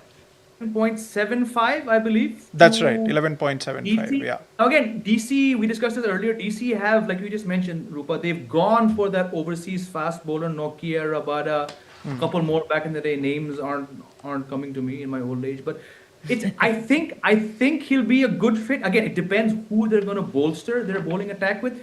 But you know, half the matches at the Kotla, where I think more than Eden Gardens, his style of bowling might actually work. I would bowl him 2 up front, and then I would not even, you know, think about giving him a third. I would wait for the back end because at the Kotla, a lot of wickets do follow. It's a small ground, runs can be scored, but a lot of fast bowlers, if they're accurate, can get wickets in the back end of innings. So I think Mitchell Stark, yes, I'm surprised. I think 11.75 is a bit too high for him, but you know, he's a World Cup winner, he's a WTC winner, he's an IPL winner, so a lot of things going in favor. Not right now in Perth. He's probably hating Test cricket right now after bowling a lot of overs. But you know, 4 or 5 months from now, if he's fit, if he's energized, I think he could have a 20 to 25 wicket season for DC. I think I'm very interested in seeing Josh Hazelwood as well. Josh Hazelwood, Nandre Berger. I'm curious to see where they would go. Even someone like Norke. I mean, those are really solid buys for you. We've got another reporter joining us in Purnima from Chennai. I love it. I love listening to Chennai fans talk because a lot of what they say makes so much sense. And Purnima, Chennai hasn't spent yet. Chennai hasn't spent yet. But again, we were just talking about how they could go for Ashwin, and Ashwin's coming up in the lot next, I believe. I think he is there. Yeah, he's there in the lot coming up. Yep, all-rounder number 1 there. So, Purnima, are they excited and looking forward to a homecoming of sort? Well, a bunch of cricket fans as young as, you know, how old are you? 9. 9 years. They're all patiently waiting here to see if CSK makes its first bid anytime soon. I mean, you were expecting Rahul to be bought by CSK. So what happened was, like, suddenly CSK entered the bid for Rahul at 12.25. I suddenly thought, okay, this is the hire that have been identified by Dhoni, and CSK is like, he's the keeper, he's probably a future captain. Maybe they suddenly entered at 12.25. They were not bidding at the start, so maybe that thought that they're going to go for it. But they didn't go for it further than that. And also they had a couple of surprising bids. They suddenly entered the auction for Livingston at around 8 crores, and then they didn't go beyond 8.75. Then they again bid for Siraj, and then again they didn't go beyond 8 crores. So Chahal would have been a great addition to CSK. They went as far as 5.5 or 5.75 for Chahal, and then left it at that. So we're still waiting who they're going to add to the squad. But there are a lot of marquee players yet to be auctioned. So one is Ashwin that's going to come up. Are you hoping that CSK buys Ashwin this time? I hope so, because there's like no bowlers like retained, a very weak spin, like there's no spinners. Ravindra Jadeja is all rounder. We are expecting more bowlers. Patirana is like seamer. So we are trying to find more. Like as CSK fan, we're going to try more like spinners, seamers. We're going to try new bowlers and marquee players now this time. So we need like power attack. Now we also need batsmen. We have very less batsmen, and we have middle order. We also need people for middle order and top order. We have no like starting players like strike and non-strike. Then the bowlers Matisha Tikshana was not retained. Then only Patirana was there for seamers. We hope that there's more players. When I was seeing the auction, I thought Siraj was the one who's going to come and start like the bowling for us. But there's a disappointment for CSK fans. CSK, however, on Twitter says stay calm, and that's the word coming in from the CSK official handle. So here they are waiting patiently. Ashwin, there's a lot of excitement here, hoping that Ashwin joins, but you never know. Expect the unexpected has been Dhoni's formula, so we'll have to wait and see what CSK does. Loving it, Purnima. I love the fans that you talk to. Here's another one. Trust the process, and the process is just setting in. Who knows? We'll probably see them making some moves. But I wanted to talk about the set that's coming up. Yeah. It's the all-rounder set, and you've got some very interesting names there. Harry Brook. I'm very, very curious to see where he'll end up. I love watching Harry Brook. Yeah, yeah. He's great player of spin as well. Devon Conway could see they have an RTM, right? Chennai has one RTM. Could see an RTM for him somewhere there. Jake Fraser-McGurk, I love to see JFM as well. Aiden Markram, Devdutt Padikkal, Rahul Tripathi, David Warner. That's the batting. Those are the batters coming up, and then of course you'll have the all-rounders. All-rounders, yeah. There's Toyness in the all-rounder list. Marsh, Glenn Maxwell. Maxwell, of course. Harshal Patel, again a very good pick there. Some really big names coming up. Venkatesh Iyer. I'm betting that Venkatesh Iyer is going to get a decent interest going there. Jamie, what do you think? Absolutely, he's a big match player. You know, we've seen him blow hot and cold for KKR in like league matches. But look at his record in playoffs, and it all boils down to playoffs, right? Yeah. I just hope for his sake he goes to one of the franchises which have at least one track which is a belter. Because I think if he goes to like a team like Lucknow or even Delhi where it's slow and low, it doesn't bring the best out of him, but you give him, a track where the ball comes on. I remember he got that brilliant 100 in a lost cause against Mumbai at the Wankhede. The guy was swinging, whichever bowler came on, Berendorf, Arjun Tendulkar, Piyush Chawla, he was just swinging. So you want to see a player like him, who I think probably should have played more for India.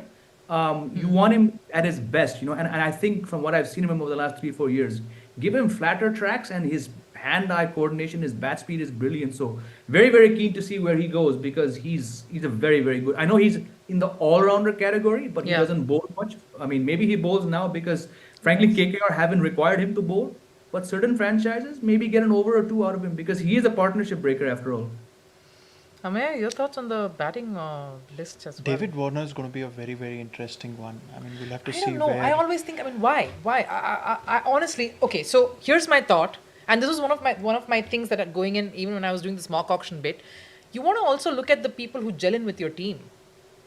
I don't know. I mean, I want a guy who's not so temperamental. I don't want someone who's going to upset the team ethos over there. And I'm very curious. Who picked David Warner in the mock auction? In the mock auction, Bengaluru to open with Virat Kohli. I'm like, wow. Let's see how that goes. Trust RCB to go for a yeah. We can expect them to do that. Strike rate has been dipping over the last few years, and like you mentioned, is perhaps a bit temperamental. Look again. He's achieved so much, but like I said, he's 38. Strike rate is a problem. I was seeing his recent form. He's only played that max 10 in the Cayman Islands. Yes, probably small ground. Does the team want to pay upwards of 4 crores for David Warner? He's not a Faf du Plessis who still reels off 80 or 40 every few matches. I'm talking about the guys who are 38 plus. Fantastic. I think the leading overseas player in IPL history. Maybe him and Gale are up there. But like I said, I just feel he's a spent force. So he'll go somewhere. But he'll go somewhere. I would pay more than 3.54 crore for David Warner right now. But here's the thing: if he goes somewhere, he has to be in the 11, right? Yeah. And he has to open. Absolutely. He has to open. And with RCB, you never know. He may just captain them. He has a captaincy record. He's captain my God, DC, Virat he's captain playing under SRH, David Warner. So you never know. With RCB, you never know. hiding my face. You could just have RCB's next captain in David Warner. Oh God, that'll be interesting. I mean, it'll make for good conversations and meme good, material. But yeah, I want to see where he lands up, because he has to be in the 11 if you're getting David Warner. Lucknow, Lucknow, whom did they go for? Lucknow went for David Miller. Lucknow went for Rishabh Pant. They need an opener too, right? They need an opener too. Yeah. Yeah, so a lot of interesting options there. Then you've got someone like Jake Fraser McGurk as well, Devon Conway. I'm really curious about the all-rounders list as well. I love the names there. Hopefully there'll be some movement there because especially for Mumbai and Bengaluru, because they Yeah. might want a few of these options here. Jamie, your thoughts on the all-rounder list? Quite a few interesting names there. Stoinis, Harshal Patel, Mitchell Marsh. As well. Again, Mitchell, again, all these guys on their day, not Harshal Patel, I'm talking about Maxwell, Marsh, and Stoinis. On their day, they can be devastating. But I think their days are so few and far between, right? I mean, Maxwell, we remember that 200 he got off one leg. Uske baad, the guy is not, I mean, he looks so out of form. I watched the recent Australia series, he looked out of form. Mitchell Marsh, he's injury prone. He plays two blinders and then he goes absent for the next 1 month. And again, Stoinis, he got a fantastic 100 for LSG. But these kind of players, do you really want a player firing once in 14 matches? I don't get the fuss over these players. Maybe I'm just too cynical, but.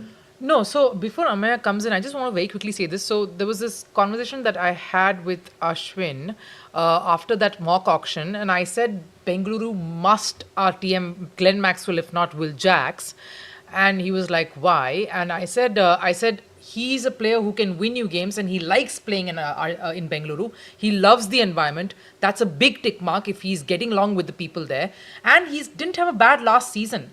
He was pretty decent. He was a little more than consistent compared to all his previous seasons. Again, no comparison to 2014 because that was not in India. That was in Dubai. That was one of his best IPL seasons. But I would like a Maxwell any day. I mean, I don't know. I agree. And I think they would use the RTM for a Maxwell. I mean, they will need an impact player in the middle order. And I mean, if they don't, I don't know what their auction strategy is. So I mean, ideally, yeah, they would use RTM and get Maxwell on board. Interestingly, Mumbai right now, Bangalore has the most money left in the purse. So they could spend big on the batters and your all-rounders. They're, I think, at 74, which is the purse left for RCB. So, I mean, they could go all out right now on the batters and all-rounders. I want to get in Toss there, who's, I think, freshened himself up a bit because he's preparing himself for hopefully some activity on the Mumbai table. Yeah. A change of t-shirt, Toss? Do I see a change of t-shirt? Not the right colors for Mumbai franchise, though. No, it's still Chennai Super Kings. I don't know why I wore this t-shirt, yellow. And I saw Amaya also wearing the same t-shirt. So it's not, we are being neutral right now. I mean, it's just coincidence that I'm wearing a Chennai Super King t-shirt. Yeah, we are. Amaya, remember this ground we used to play over here? I mean, Shivaji Park. I'm surprised that Mumbai Indians haven't started the way they used to. But again, I'm not surprised considering they have their set of players, they have their set of retained players. They may have a different strategy. I mean, I was just speaking to a few cricketers who said that Shardul Thakur could be one of the options.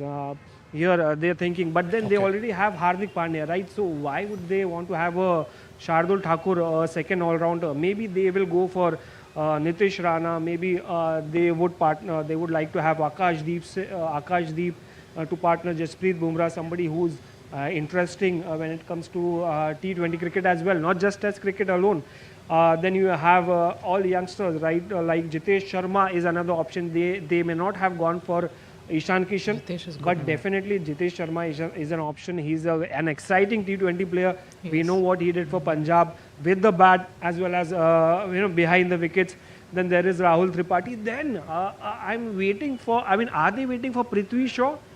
I mean, he's still a talent, right? He's still an exciting talent to watch out for. I mean, he may not have lived up to the potential, but Mumbai Indians may go for this young talented cricketer from Mumbai. I mean, you may never know. He might he might return to form. He might change his career completely. He might seek a new direction with a lot of young experienced hands over there. He might learn a lot of things, and also since it's Mumbai. since it's Rohit Sharma, since Sachin Tendulkar is the mentor and the icon of Mumbai Indians, you may see a Prithvi Shaw getting back into the streamline, getting back into a lot of controversy was on, right, related to Prithvi Shaw. A lot of things was said. He might come back on the track and come out as a decent player from next year onwards. You never know if he's picked. So that could be an idea. Maybe Sai Kishore as a left arm spinner. See, they don't have spinners. So they may go for they left Yuzi Chahal, who could have been effective. See, they had Piyush Chawla. He did well decently for Mumbai Indians, although he's above 35 or something, right? He's quite an experienced guy, but then obviously they did not retain him for obvious reasons. But they could have gone for Yuzi Chahal, but then they did not go. So they have a lot of exciting names coming up in the next lineup, I believe, and they would definitely open the account in the upcoming lineup. And I see a lot of names: Shahbaz Ahmed, Tushar Deshpande is another guy, Chennai Super Kings, right? We know what he did for Chennai Super Kings, how he was molded by Mahendra Singh Dhoni. So it would be an interesting choice to have Tushar Deshpande as well.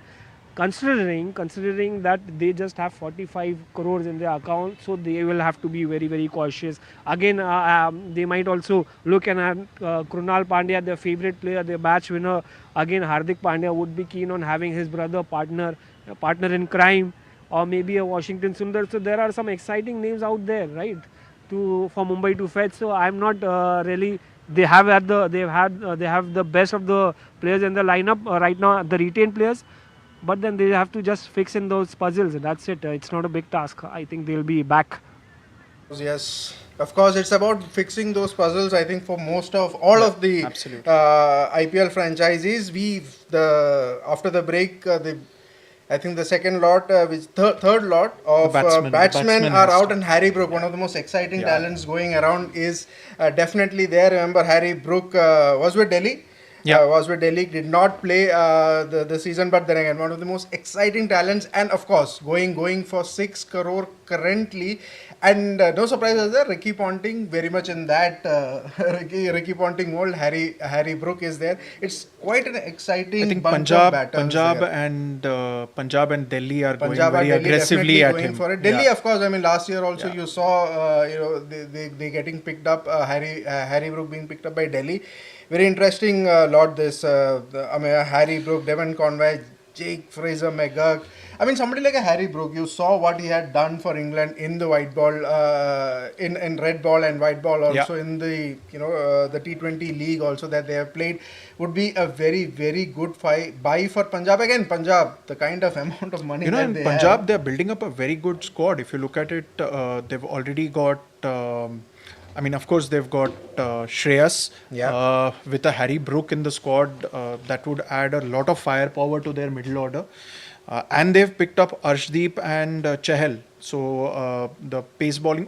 He's got sold. He's got sold to DC. I think gone for DC 6.25. Going back to DC, I think for me it's a steal. It's a steal. It's an absolute steal. Absolute steal there for DC. These English players are surprising. I mean, this is now 6.25. Your Livingston has gone to RCB for 8.75. 8.75. Yeah. So the English players are really. I mean, they're the steals at this auction. They are the absolute steals. And the thing is, till last season, that was the case with the English players. The availability, availability was a very big issue. But this time around, at least we know for the next 3 seasons, they're going to be available for they would be available. And somebody like a Harry Brook, if he is available, you have to play him. Absolutely. And for DC, they did have him. They know the value of Harry Brook there. So most definitely, and it's a very good buy as well. And as you mentioned, they already have a big buy in Mitchell Starc. They have KL Rahul at 14 crore. It'll be interesting to see how much of these big buys they can keep on going, DC, because these have been all big buys. Moving on, we have Devdutt Padikkal, and quite surprisingly unsold. Wow, not even RCB getting interested in something very surprising. Very surprising. Padikkal, if you remember, some 2 years back, I mean, he was one of their star player. Very surprising that Devdutt Padikkal has not. Unfortunately, they moved him up and down the order as well. I think the moment he moved to Rajasthan Royals, where he had to play one gone down, and then with LSG also did not work out. So very unfortunate that, it's surprising for me why why RCB are not going hard at at least their local players, be it KL Rahul, be it Devdutt Padikkal. I don't know what the future would be for The answer Prasidh is in your Krishna. question. But Vineet, Aiden the Markram, answer- Ameya, the answer is in your question. It's you and RCB. Rupa were discussing about the captaincy options, and one of the names that I think most of us, Devdutt Padikkal remains unsold, of course. Yes, we've done that. Aiden Markram, one Aiden of Markram the is a very very- strong Yeah. captaincy Yes, candidate. yes, You yes. know, he was the Yeah. SRH captain before I the whole hope- bad comments enigma. I came hope over. RCB at least go for him. Clearly doesn't seem to be the case. I think done. Oh, he's sold. to all. He's already sold to LSG. Wow. LSG with a very, very good buy of Aiden Markram at only 2 crore. There was no other interest there for Aiden Markram, which is quite surprising. Even Sunrisers Yeah. Hyderabad, they are. So you have a Aiden Markram, a Miller, and a Pant for LSG, which is quite huge. Yeah. Which is huge. I mean, Aiden Markram gives quite you a that lineup. solidity at number 4. You have Pant at number 5. So LSG in a way building a very, very strong unit. And moving on to Devon Conway, and this is probably where Chennai Super Kings might wake up from their slumber. They might be looking for that. I think they don't. They have an RTM on an uncapped player, if I'm not wrong. But Devon Conway going up to 2.2, Chennai Super Kings are definitely looking at it. Yeah, they have. I think they have bid for him. They have bid for it. Yeah. I mean, when you look at Devon Conway, in some ways he is one of those players who, at least Chennai Super Kings can look to, have a Absolutely. replacement for an MS Dhoni, at least for the Absolutely. 2 years or 3 years, whatever it is. Yeah. Last year they had Devon Conway, but they did not use him as a keeping option. But a damn good keeper, very good batter also. Very, very underrated batter as well. Very much. He's performed well for Chennai. He's among the stars at Chennai, be it MS Dhoni or Jadeja or later now, of course, Ruturaj Gaikwad. He's gone unnoticed for some time now. Very much so, very much so. But he's been a good performer for Chennai. I'm not surprised that Chennai are bidding for him. I'm not at all surprised. I that think they'll- the RTM is there, but I'll come to Jamie. Jamie, quite surprising. Two names, that is Devdutt Padikkal going unsold, and just 2 crores for Aiden Markram. There was no other interest there. Slightly different views to both of you gentlemen. Vineet, you remember that video that I did for Cricket Next about 5 big names which would go unsold? Yeah. I actually, the second name I put on that list was actually Aiden Markram. Aiden Markram, right. And I dropped him because look, I agree with you, he's a sharp player, but his T20 form has deserted him this year. He's been pathetic as a batsman, And so I get why teams, again, where do you bat him? If Aiden Markram's not opening like Kane Williamson, how does he walk into any T20 franchise? Number Not 4. a big Why hitter, not take- number 4? That very Absolute solid weight. partnership with Heinrich I would- Klaasen and 5 and Aiden Markram at 4. He spent so much of the last season not even doing anything for Sunrisers Hyderabad, and I think that has now set the Yeah, precedent. that's true. He's not that player that 3 years ago you invested in. I mean, you watch him in the T20 World Cup. You watch him recently against India. He just looks a wreck right now in T20. Had he got even 150, 250s against India a few weeks ago, he would have got. So I'm actually surprised that he went for 2. Again, he's going to Lucknow, one of the toughest places to bat. 8 matches, Aiden Markram walking in at number 4, the ball zooming around. I don't think he's going to. And even, Devdutt Padikkal, that was 3 years ago when he was the emerging player. Not his fault that he's been shuffled, like Ameya mentioned, But when you don't do anything for 2 years, your stock drops. So I'm not surprised that Devdutt Padikkal, for now, he'll probably get the backdoor entry tomorrow somewhere. But you have to, it's like we keep talking about in the Indian team. If you don't grab your chances in 3-4 games, you go so far down that line, which is why someone like Sanju Samson, his career could have been finished after 2 ducks. But they backed him and then he got 300s. Devdutt Padikkal, I think his strike rate was 75 in the last IPL. it was. Why would you go for him? So I have a slightly different view from both of you, respectfully, on this. Yeah, Devdutt Padikkal to understandable. And before we get this conversation going, we do have one of the bites from reaction from Josh Butler, in fact, after his 15.75 crore by GT. So most definitely Josh Butler would be a happy trooper, and he would be combining forces with Shubman Gill definitely at the top of the order. Quite exciting it will be. We'll have the soundbite ready. Yeah, of course we can run it. Josh guys, Butler. Josh Butler here. Absolutely delighted to be joining the Gujarat Titans. Amazing watching the auction and obviously delighted, as I said, to finish up at the Gujarat Titans. A few people there I know really well already who I'm looking forward to link up with. And exciting names, obviously Shubman Gill, Rashid Khan, guys. I can't wait to play alongside. So really excited for the season. Have a day. It's going to be quite an opening combination. Very Josh Butler and very Shubman interesting Gill. opening combination, and the name that he says, Rashid Khan. Look at that GT lineup: Rashid Khan, Shubman Gill, Josh Butler. It is going to be one power packing. And as I was also mentioning when Rupa was here with our broadcast, that Josh Butler is somebody, will give you that explosiveness, but also somebody who can bat deep as well. But Jamie, I do have I know you have a different take on this. Do you see Shubman Gill, Josh Butler, both of them combining at top of the order, or you would see, Gill getting into that kind of a shell, or you probably wanted somebody else to give Gill that kind of an, freedom, so to speak, to have that T20 opening slot there? I would want someone to just take the pressure off him. As good as Sai Sudarshan has been, they kind of bat the same way, right? You mentioned earlier taking it deep. Shubman Gill's version of taking it deep is not necessarily good for his franchise. He had that bumper season that year. But again, last season, without Hardik Pandya around, without Mohammad Shami around, it almost seemed like he's taking on too much pressure, Yeah, Conway has gone to CSK. Yeah, Conway has gone to CSK. Conway, CSK, 6.25. Again, I mean, that's again a very, very good buy for them. I mean, if they had to retain Conway, probably would have to shell out 11 crores. I mean, but at least I really didn't expect anybody else to go for him. I mean, I think there was a bidding war which happened, but I mean, I'm not surprised he's gone to CSK at all. I'm again surprised with the fact that why are RCB not going for these kind of players? I mean, that is what they need.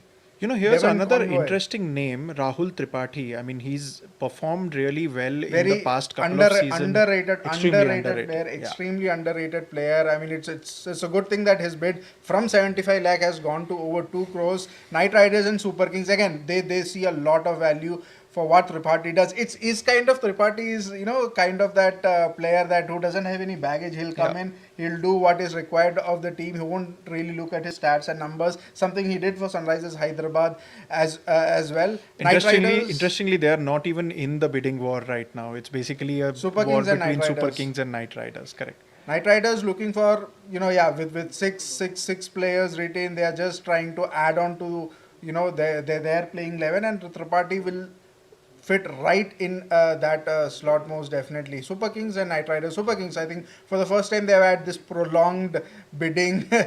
They've been in this bidding actively for Rahul Tripathi, and also makes sense to have somebody like a Rahul Tripathi in that setup for sure. So we are kind of in the end of this this all-round batter slot. David Warner to go and Jake Fraser McGurk also to go here. Could be quite Big interesting. Australians, yeah.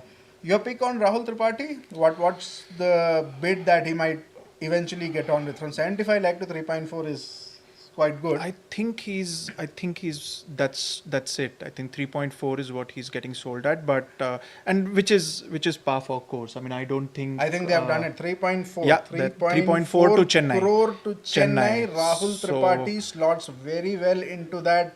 I wouldn't say Ajinkya Rahane mold, but definitely in that number 3. No, he's far more aggressive. Far more aggressive than Ajinkya Rahane.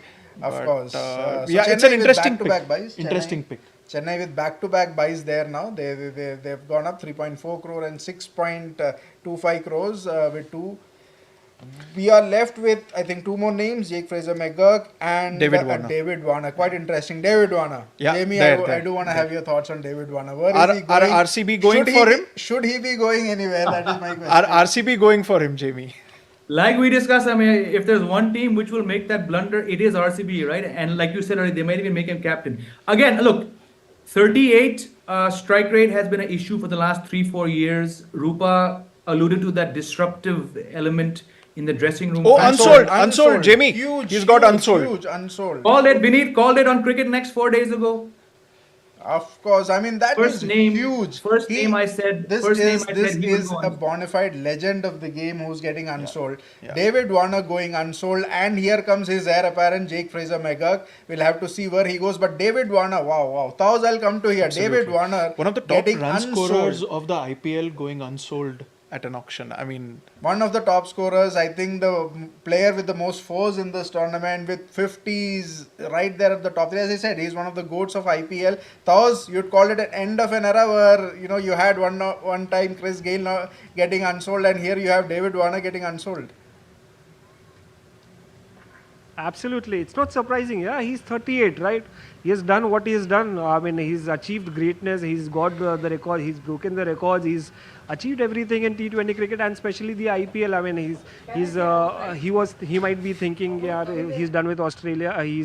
He might take his career forward with this IPL. But then, you know, the teams are smarter. They want fresh legs. You saw what happened with Tripathi, the last player, and then you saw what exactly this guy went for 2 crores, Aiden Markram, Devon Conway. So but teams won't bet on the oldies, right? With all due respect, you are getting older, so they have to realize. See, it's not just about 1 or 2 years. It's about like when will the next mega auction will come up, and then if you if you bid for 2 crores or maybe more than that on a player who's on the right side of 30 or maybe he's closer to 40. I mean, it doesn't work like that. Everybody is not Mahendra Singh Dhoni, you know. So Mahendra Singh Dhoni is a different breed altogether. He's a legend of the game. He's still active and he plays once in a year. But that again, is the IPL. you need to show some respect to the goat of IPL, of course, isn't it? Well, Jamie, Rupa is I'm here not and she is saying that she was right, isn't it? She was right. Why did David Warner go unsold? I outlined this in the video that I did for the Cricket Next channel 4 days ago. The first name I had going unsold was David Warner because, like I said earlier, 38. Rupa also mentioned very truly that disruptive element factor. The strike rate has been dipping. 110, 112 just does not cut it. And then I gave his recent form. If your recent T20 form is playing that 10-a-side thing in the Cayman Islands, where we don't know how big the grounds are, everything was stacked against David Warner weeks ago. So I'm not surprised that, again, 4 more guys that I've named unsold. We'll see how they go. But yeah, David Warner, I'm not surprised at all. Yeah, but it definitely is an end of an era in the IPL. Kind of, yes.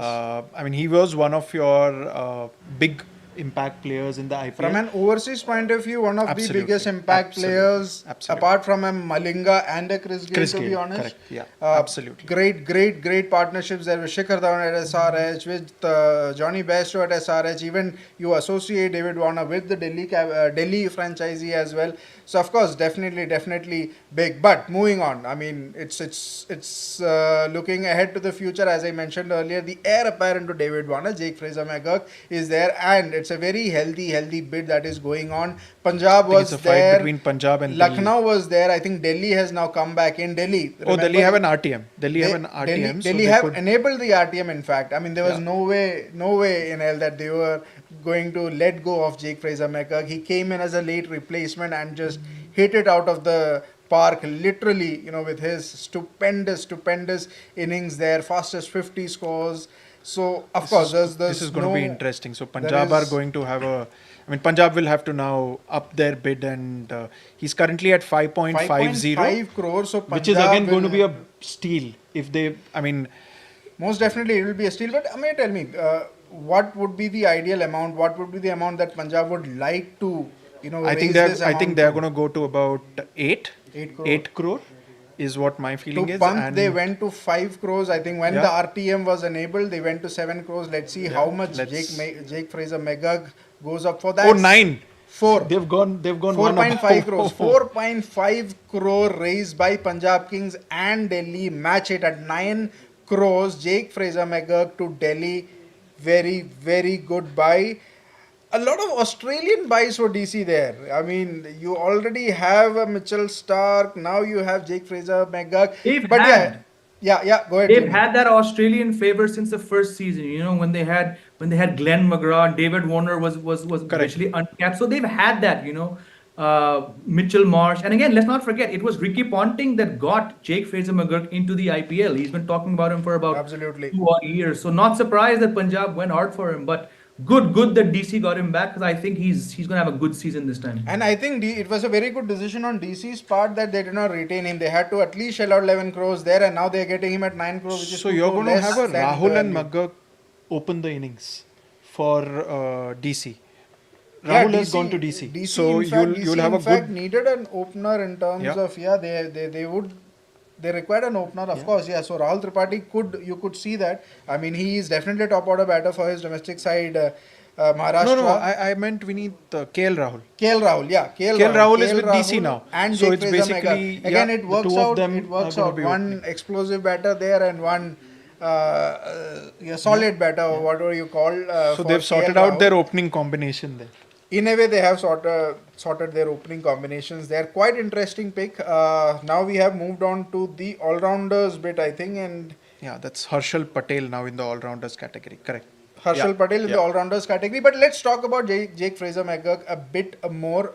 Jamie, you touched upon the fact about Ricky Ponting being so much heavily involved in Fraser-McGurk coming to IPL. Punjab did go very hard at it. But looking at the kind of talent, the small amount of talent that he showed in the small window for DC, there was no way DC were going to let go of him. Absolutely. He's actually done better for DC than he has for Australia. You look at his recent form. Correct. He's sort of going through that Abhishek Sharma phase where he can't face more than 10 balls and he's getting out to Haris Rauf got him and another Pakistan fast bowler got him. So I've been watching all these youngsters very, very closely, in the lead up to this. He's not going to get you 100, but if he can get you a 50 in 20, 23 balls every 4 or 5 games, that's gold when it comes to the IPL. And you have someone like KL Rahul who, let's hope for Delhi Capitals fans' sakes that KL Rahul bats the way we all know he can. And even if he doesn't, to have someone like Jake Fraser-McGurk, it just gives KL Rahul the license to bat deep, be the anchor, if that's the word you want to use, and then hope that Jake Fraser-McGurk works. Because in the few matches we saw him, guys, in the IPL, he didn't have any regard for whoever's coming in. You could be Mitchell Stark. You could be Jasprit Bumrah. If I feel I can hit you into the side screen, by God, I'm going to go ahead and do that. So very, very exciting player. But like Australian fans are now day by day, match by match learning to accept, even DC fans are going to have to brace for more failures than success. Because when you bat that way, looking to swing at every ball, failure is going to happen more than success. But when he clicks, my gosh, it's going to be fun to watch JFM. Clicks, he would be a treat to watch. Jake Fraser-McGurk. We have moved on to the all-rounders list. Quite interesting that Harshal Patel puts himself in the all-rounder category with the bat. I don't think he has done much apart from the fact that he has opened the batting for Haryana. Interestingly, the bid has gone up almost 3 times. 3 times. From for him as an all-rounder. 6.75 crores. Yeah. No, but of course, Harshal Patel brings you that value in the sense the last 4 years he's been the highest wicket taker at least once. I think 2 seasons he has been the highest wicket taker. 2 seasons. Does have that knack of getting wickets at the right time. He's a decent death bowler also. So there is a lot of value in bringing in Harshal Patel. But interesting to see who's bidding for him. Somebody like you had that one standout season for RCB. Of course. And but I'm not sure. I mean, as an all-rounder, would you want to spend so much on a Harshal Patel? So let's see. I mean, I think RCB definitely not in the fray. It is SRH. The bid currently is with SRH at 6.75 crore. Quite interesting. And Harshal Patel, whatever good he has done in the past seasons, I think the returns have been a bit diminishing there. So it'll be interesting to see how the teams go about it. Punjab also thinking a bit about Harshal Patel there.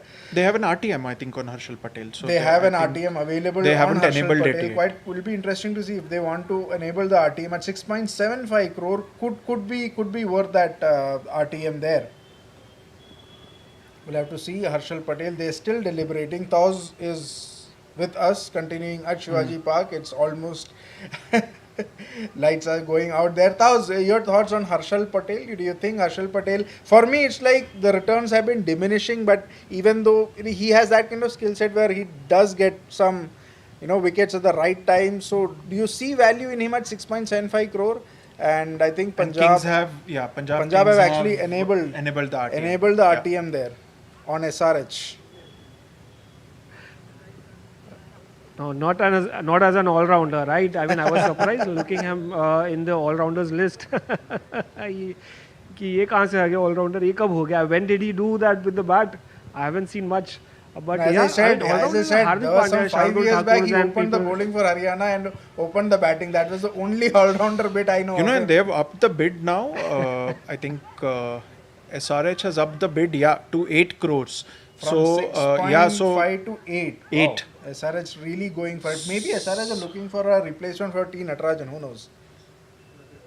Yeah, he sold to SRH Sold for to 8 SRH crore. 8 crores. Harshal Patel gets As a an buyer. all-rounder, though, so I mean,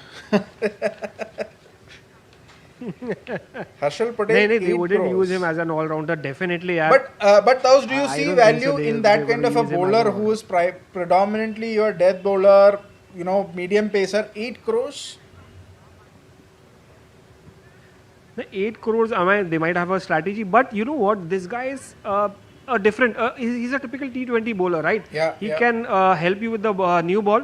Then the strength is that he can roll those fingers, right? And that is what is needed. And especially in Punjab and especially in wickets, the wickets turned, much on a slower side because the IPL is played in summers. It starts breaking, right? So these kind of bowlers, somebody like a Bhuvneshwar Kumar, somebody like a Harshal Patel, who are slower in pace, may not be as quick as a Mitchell Stark, or maybe may not be as quick as a Natarajan or a Jasprit Bumrah, or may not have that great Yorkers, but definitely he's effective because he's going to come and get you wickets. He may be expensive, but he'll get you wickets, big wickets as well, because the batters will be looking to go at you.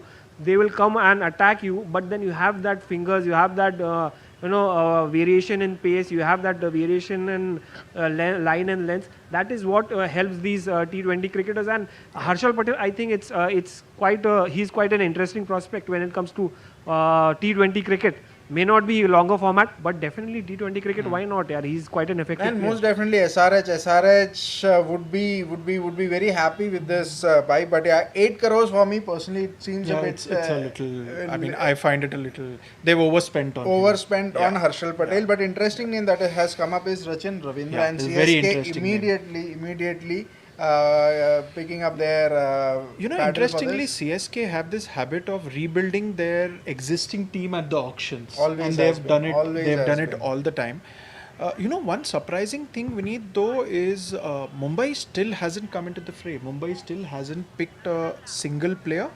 Other than Mitchell Stark, I don't even remember them bidding for any of the anybody. players. Yeah, with So they've been pretty silent on the auction table there. When and the fact is, when you build a team and you have 5 retentions already, that is core of your team is set. So what they are going is trying to see whatever is left in terms of they will have a strategy, and there's no point going for these big ticket players because all of their retentions are big ticket players. Yeah, There's been yeah. not a single that's what you true. call an Abhishek Porel or somebody In fact, like a even Yash their Dayal kind of a RTM pick. is an uncapped RTM. RTM is only on our cap, so maybe a Nehal Vadera or Naman Dheer is the only thing. So Mumbai would be very frugal in terms of what they want to buy. They'll probably bide their time out and see everybody comes to their level. And even their purse is at 45 crores only, so they can't even go big on these players as well. Right now on Rachin Ravindra, RTM is enabled, and quite interestingly, just 3.2 crores. Punjab was the only team I think they were interested That's in right. Rachin Ravindra apart from a CSK.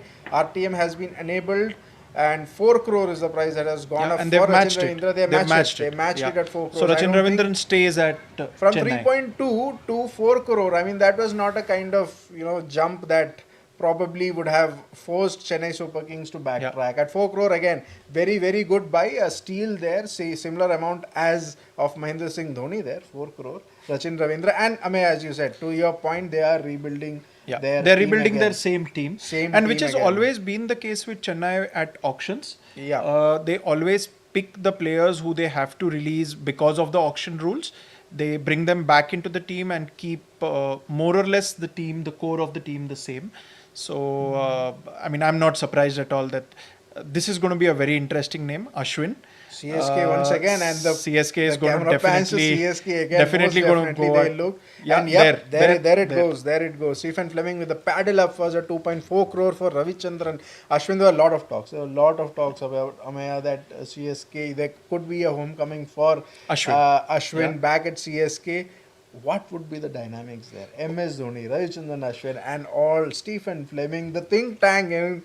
Just imagine the meeting that'll happen with these guys there. Yeah, absolutely. It's going to be, I mean, I hope it happens for the sake of CSK fans and for Ashwin himself. He's towards the fag end of his career. Yeah, that's true. He's going to play maybe a season, couple of more seasons. So if he can spend those seasons at CSK, nothing like it for him as well as a player. As a player, and you know what I think is, maybe 2-3 years down the line, you could see an Ashwin replacing Stephen Fleming at the the head coach's table there. I mean, more than capable of doing that. But yeah, Ravichandran Ashwin, interesting bid happening from CSK, and RCB also have thrown in their bids there. RCB, yeah. I mean, would they want a Ravichandran Ashwin there? I think RCB, CSK, and there was another team in the fray. I think SRH. Did they bid for him? I think it's just between CSK and RCB. Between CSK and RCB, it is there right now. 5.25 crore. I think anything less than 10 for Ravichandran Ashwin, I would still treat it as a bargain buy. Oh, their Royals have got into it now. Rajasthan Royals have got to get Ravichandran Ashwin. Deliberation. Rishabh Ashwin would feature in their scheme of things, especially with Chahal not there. But Rajasthan don't have much room to really go for a big bid for Ravichandran Ashwin there. But Ameya, what do you think? Ravichandran Ashwin 10 plus would be. No, I don't think so. I think about between 8 and 9 is when they'll close. 8 is what Rupa says. Let's. 7. Okay, Rupa's saying 7. So 7's already there. 7.25 is right. It's crossed. Yeah, I'm so thinking Rajasthan and Chennai do want Ravichandran Ashwin more than what Rupa thinks Chennai want Ashwin for. 7.25. Very interesting there. There, CSK. You have Ravindra and Ravichandran Ashwin also in that lineup. If it materializes, 7.75 is what the deliberations are at right now. And Bangalore has backed off, so it's basically I think between Bangalore's RR done. and Bangalore CSK strategy now. is just weird. Yeah. Bangalore strategy is just completely weird. Either they have just bungled up the first half of the auction. 9. So at Ashwin's auction, I had said 9. For him? I said 9 for him. He'll most likely go at, I think, not going beyond 9. I think 8. Oh, Rajasthan and Chennai both going hard at it.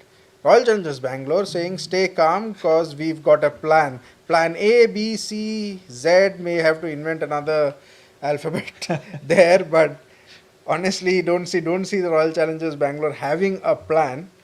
But Chennai going hard. It's 9. Oh, it's gone past 9 now. It's gone past 9 at 9.25 there. Gone past 9, yeah.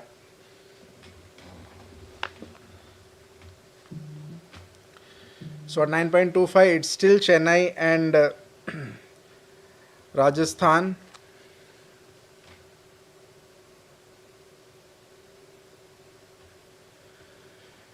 Ravichandran Ashwin. Wow. In that lot, we have, what are we left with? Venkatesh Iyer, Mitchell Marsh, Glenn Maxwell, and Marcus Stoinis is also left in that bracket. Stoinis would be a big name. But the strategy, what do you think? The strategy for Rajasthan to bid on Ravichandran Ashwin at 9.75, they are not left with much of the purse. Yeah, they are out 9.75. Yeah, so it's CSK. Most likely it's Chennai, CSK. Yeah. Homecoming for Ravichandran Ashwin. It seems Chennai also deliberating a bit.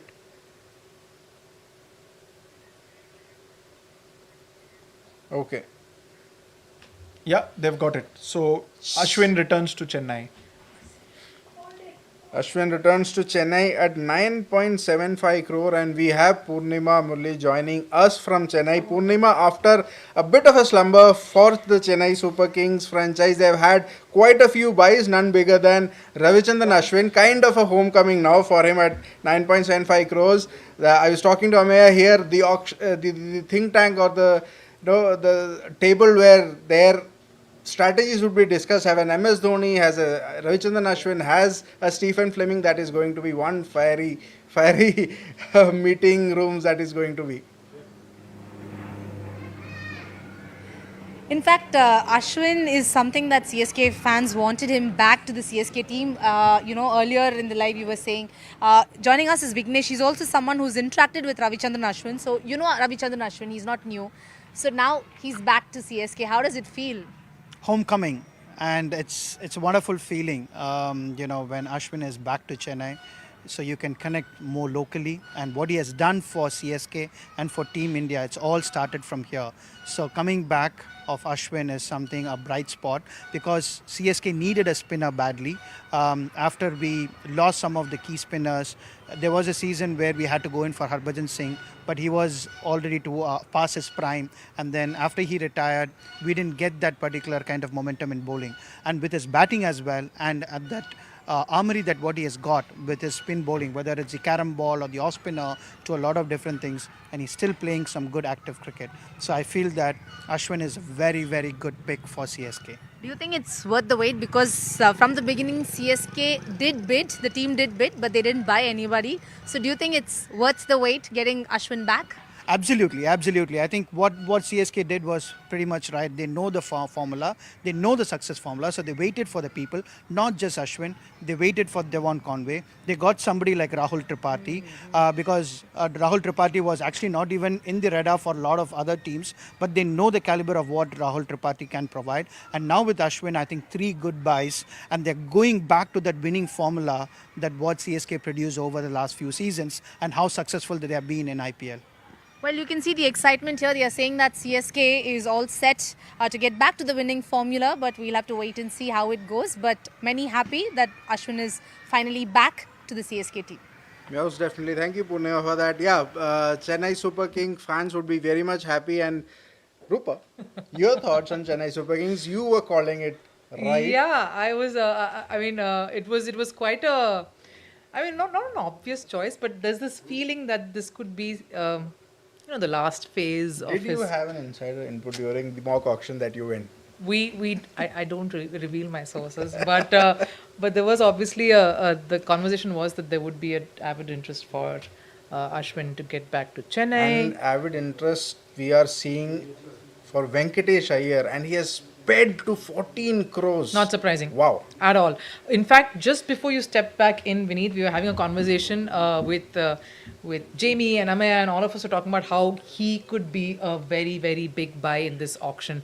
Quality asset for any franchise, and I'm not surprised that Kolkata is going up there, because Kolkata will most definitely go for him. Yeah, I think Kolkata was silent for this long, waiting for somebody like a Venkatesh Iyer, because they see the value in him. And frankly, with the kind of retentions they did, they just did not have the bandwidth to retain a Venkatesh Iyer. Yeah. If they had, they would have easily done that. Yeah, Venkatesh Iyer, fabulous asset to have, no doubts there at all.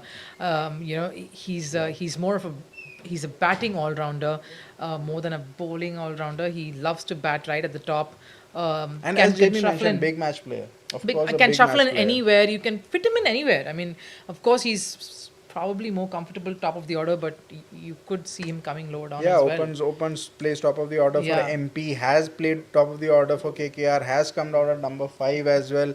Decent enough bowler. We have not seen much of his bowling, but again, very, very good line and length bowler. But then again, somebody, as Jamie also mentioned, big match player. When there is a need of him, he'll definitely step up. 20 crores, you might think he'll go for?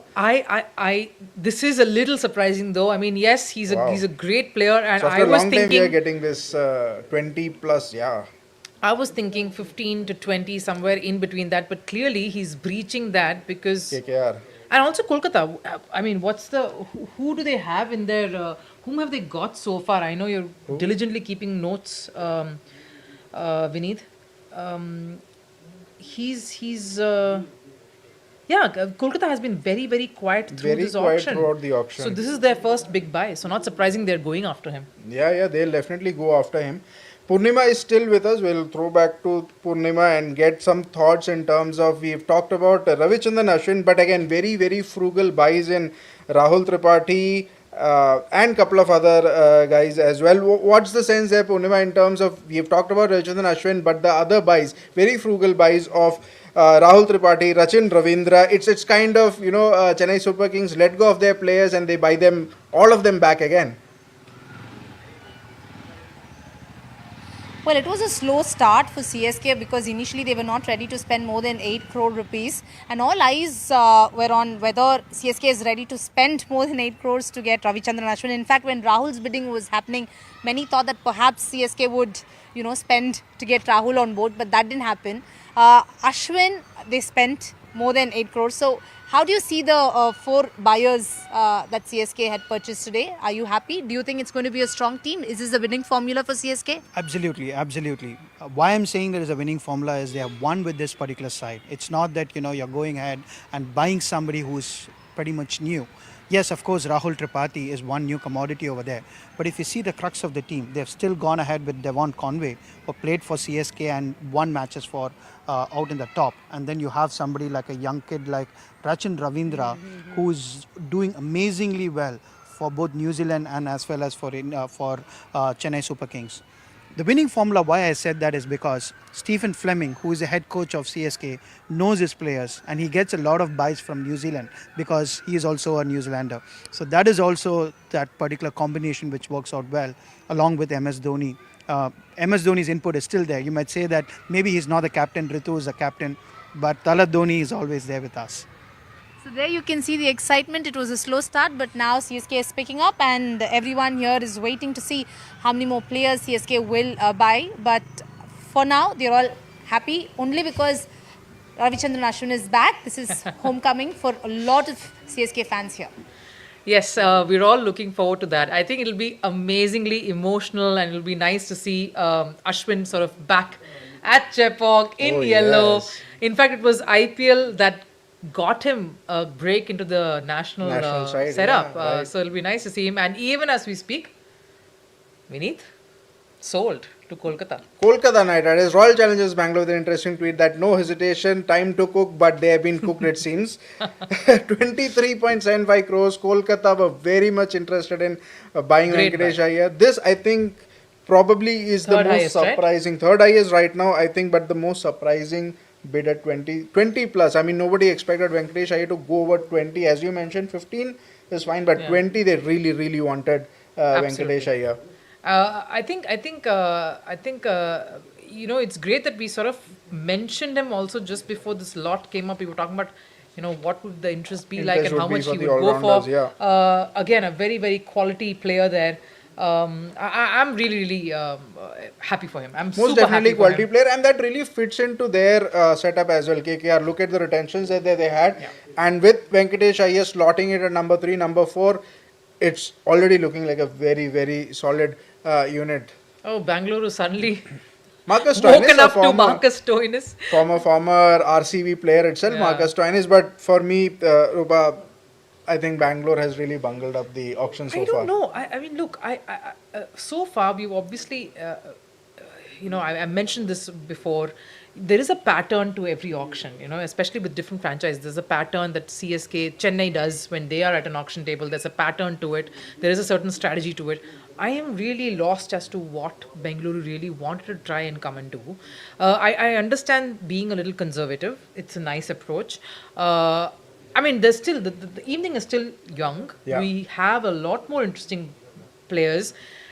But my only thought was, why couldn't they really push for certain components, especially at the marquee list when they had the... They had the bandwidth to do it. They could have easily done that. Coming into the auction with the second biggest purse and not really pushing in that 1 hour of 2 marquee set players is, I think, would cost Royal Challengers Bangalore here. And they've bungled up a lot. And Marcus Stoinis, again, former RCB player, I don't know how much they'll go for. They're up against Chennai Super Kings now. Chennai going for Marcus Stoinis. Remember, Wow, remember interesting. Marcus Stoinis hit that amazing knock against Chennai. Chennai, right. Especially in that game where Lucknow beat Chennai. I'm surprised Lucknow haven't gone up for him. But truth be told, maybe see, my thinking is maybe we're waiting for Bengaluru to come back in. Maybe Bengaluru is biding its time. They're waiting for a few more players to come in, value buys, and then maybe just punt on a few additional players. Maybe they feel that their right to match cards might rake up a lot of interest, whether it's Will Jacks. Or whether it's maybe even Faf or Glenn Maxwell. So maybe they're sort of hoarding up for Cameron Green, maybe, yeah, of course. So we'll move to Sudat from Bangalore. Sudat, we were discussing about Bangalore and how they probably have not, hit their stride when it comes to auctions. Now they're up against Chennai Super Kings. So Marcus Stoinis. And Rupa here was talking about every team having a pattern. For me, I mean, there's no pattern for RCB. That's the pattern for them. Really, it looks like, I heard from a couple of fans that are probably saving up money for an unbox event. So quite a few jokes going around in that That's regard. a nice one. It's definitely a little this is definitely a little bewildering, and RCB have really not hit a stride. But perhaps there is a clear strategy in place. As you said, they're going for a few value buys. I think they could go for a few spinners, someone like Harpreet Brar.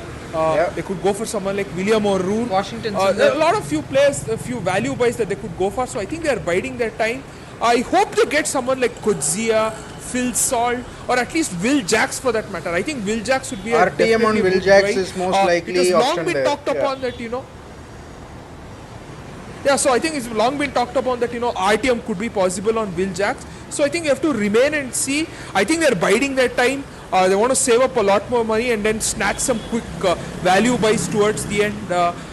So I think they're biding their time. You never know. Devdutt Padikkal is someone they could go back to towards the end. He went unsold initially. They could very well purchase him for a cheap price and play him at his original opening slot. I have had enough of seeing Devdutt Padikkal play at all other spots apart from the opening slot. I think it's time he just gets back to the opening slot. So you could very well see some quick value buys from RCB towards the end, and I'm hoping that happens because right now it seems like they're literally sleeping. I don't know. So that they've woken up. So that they've woken up because they're giving Punjab a bit of a fight for Marcus Stoinis. Might be one of their biggest buys yet because it's gone up to 11 crores now. This will be one of their top buys because their only buy was Liam Livingston, if I'm not mistaken, for 8.75 crores. 8.75 crores.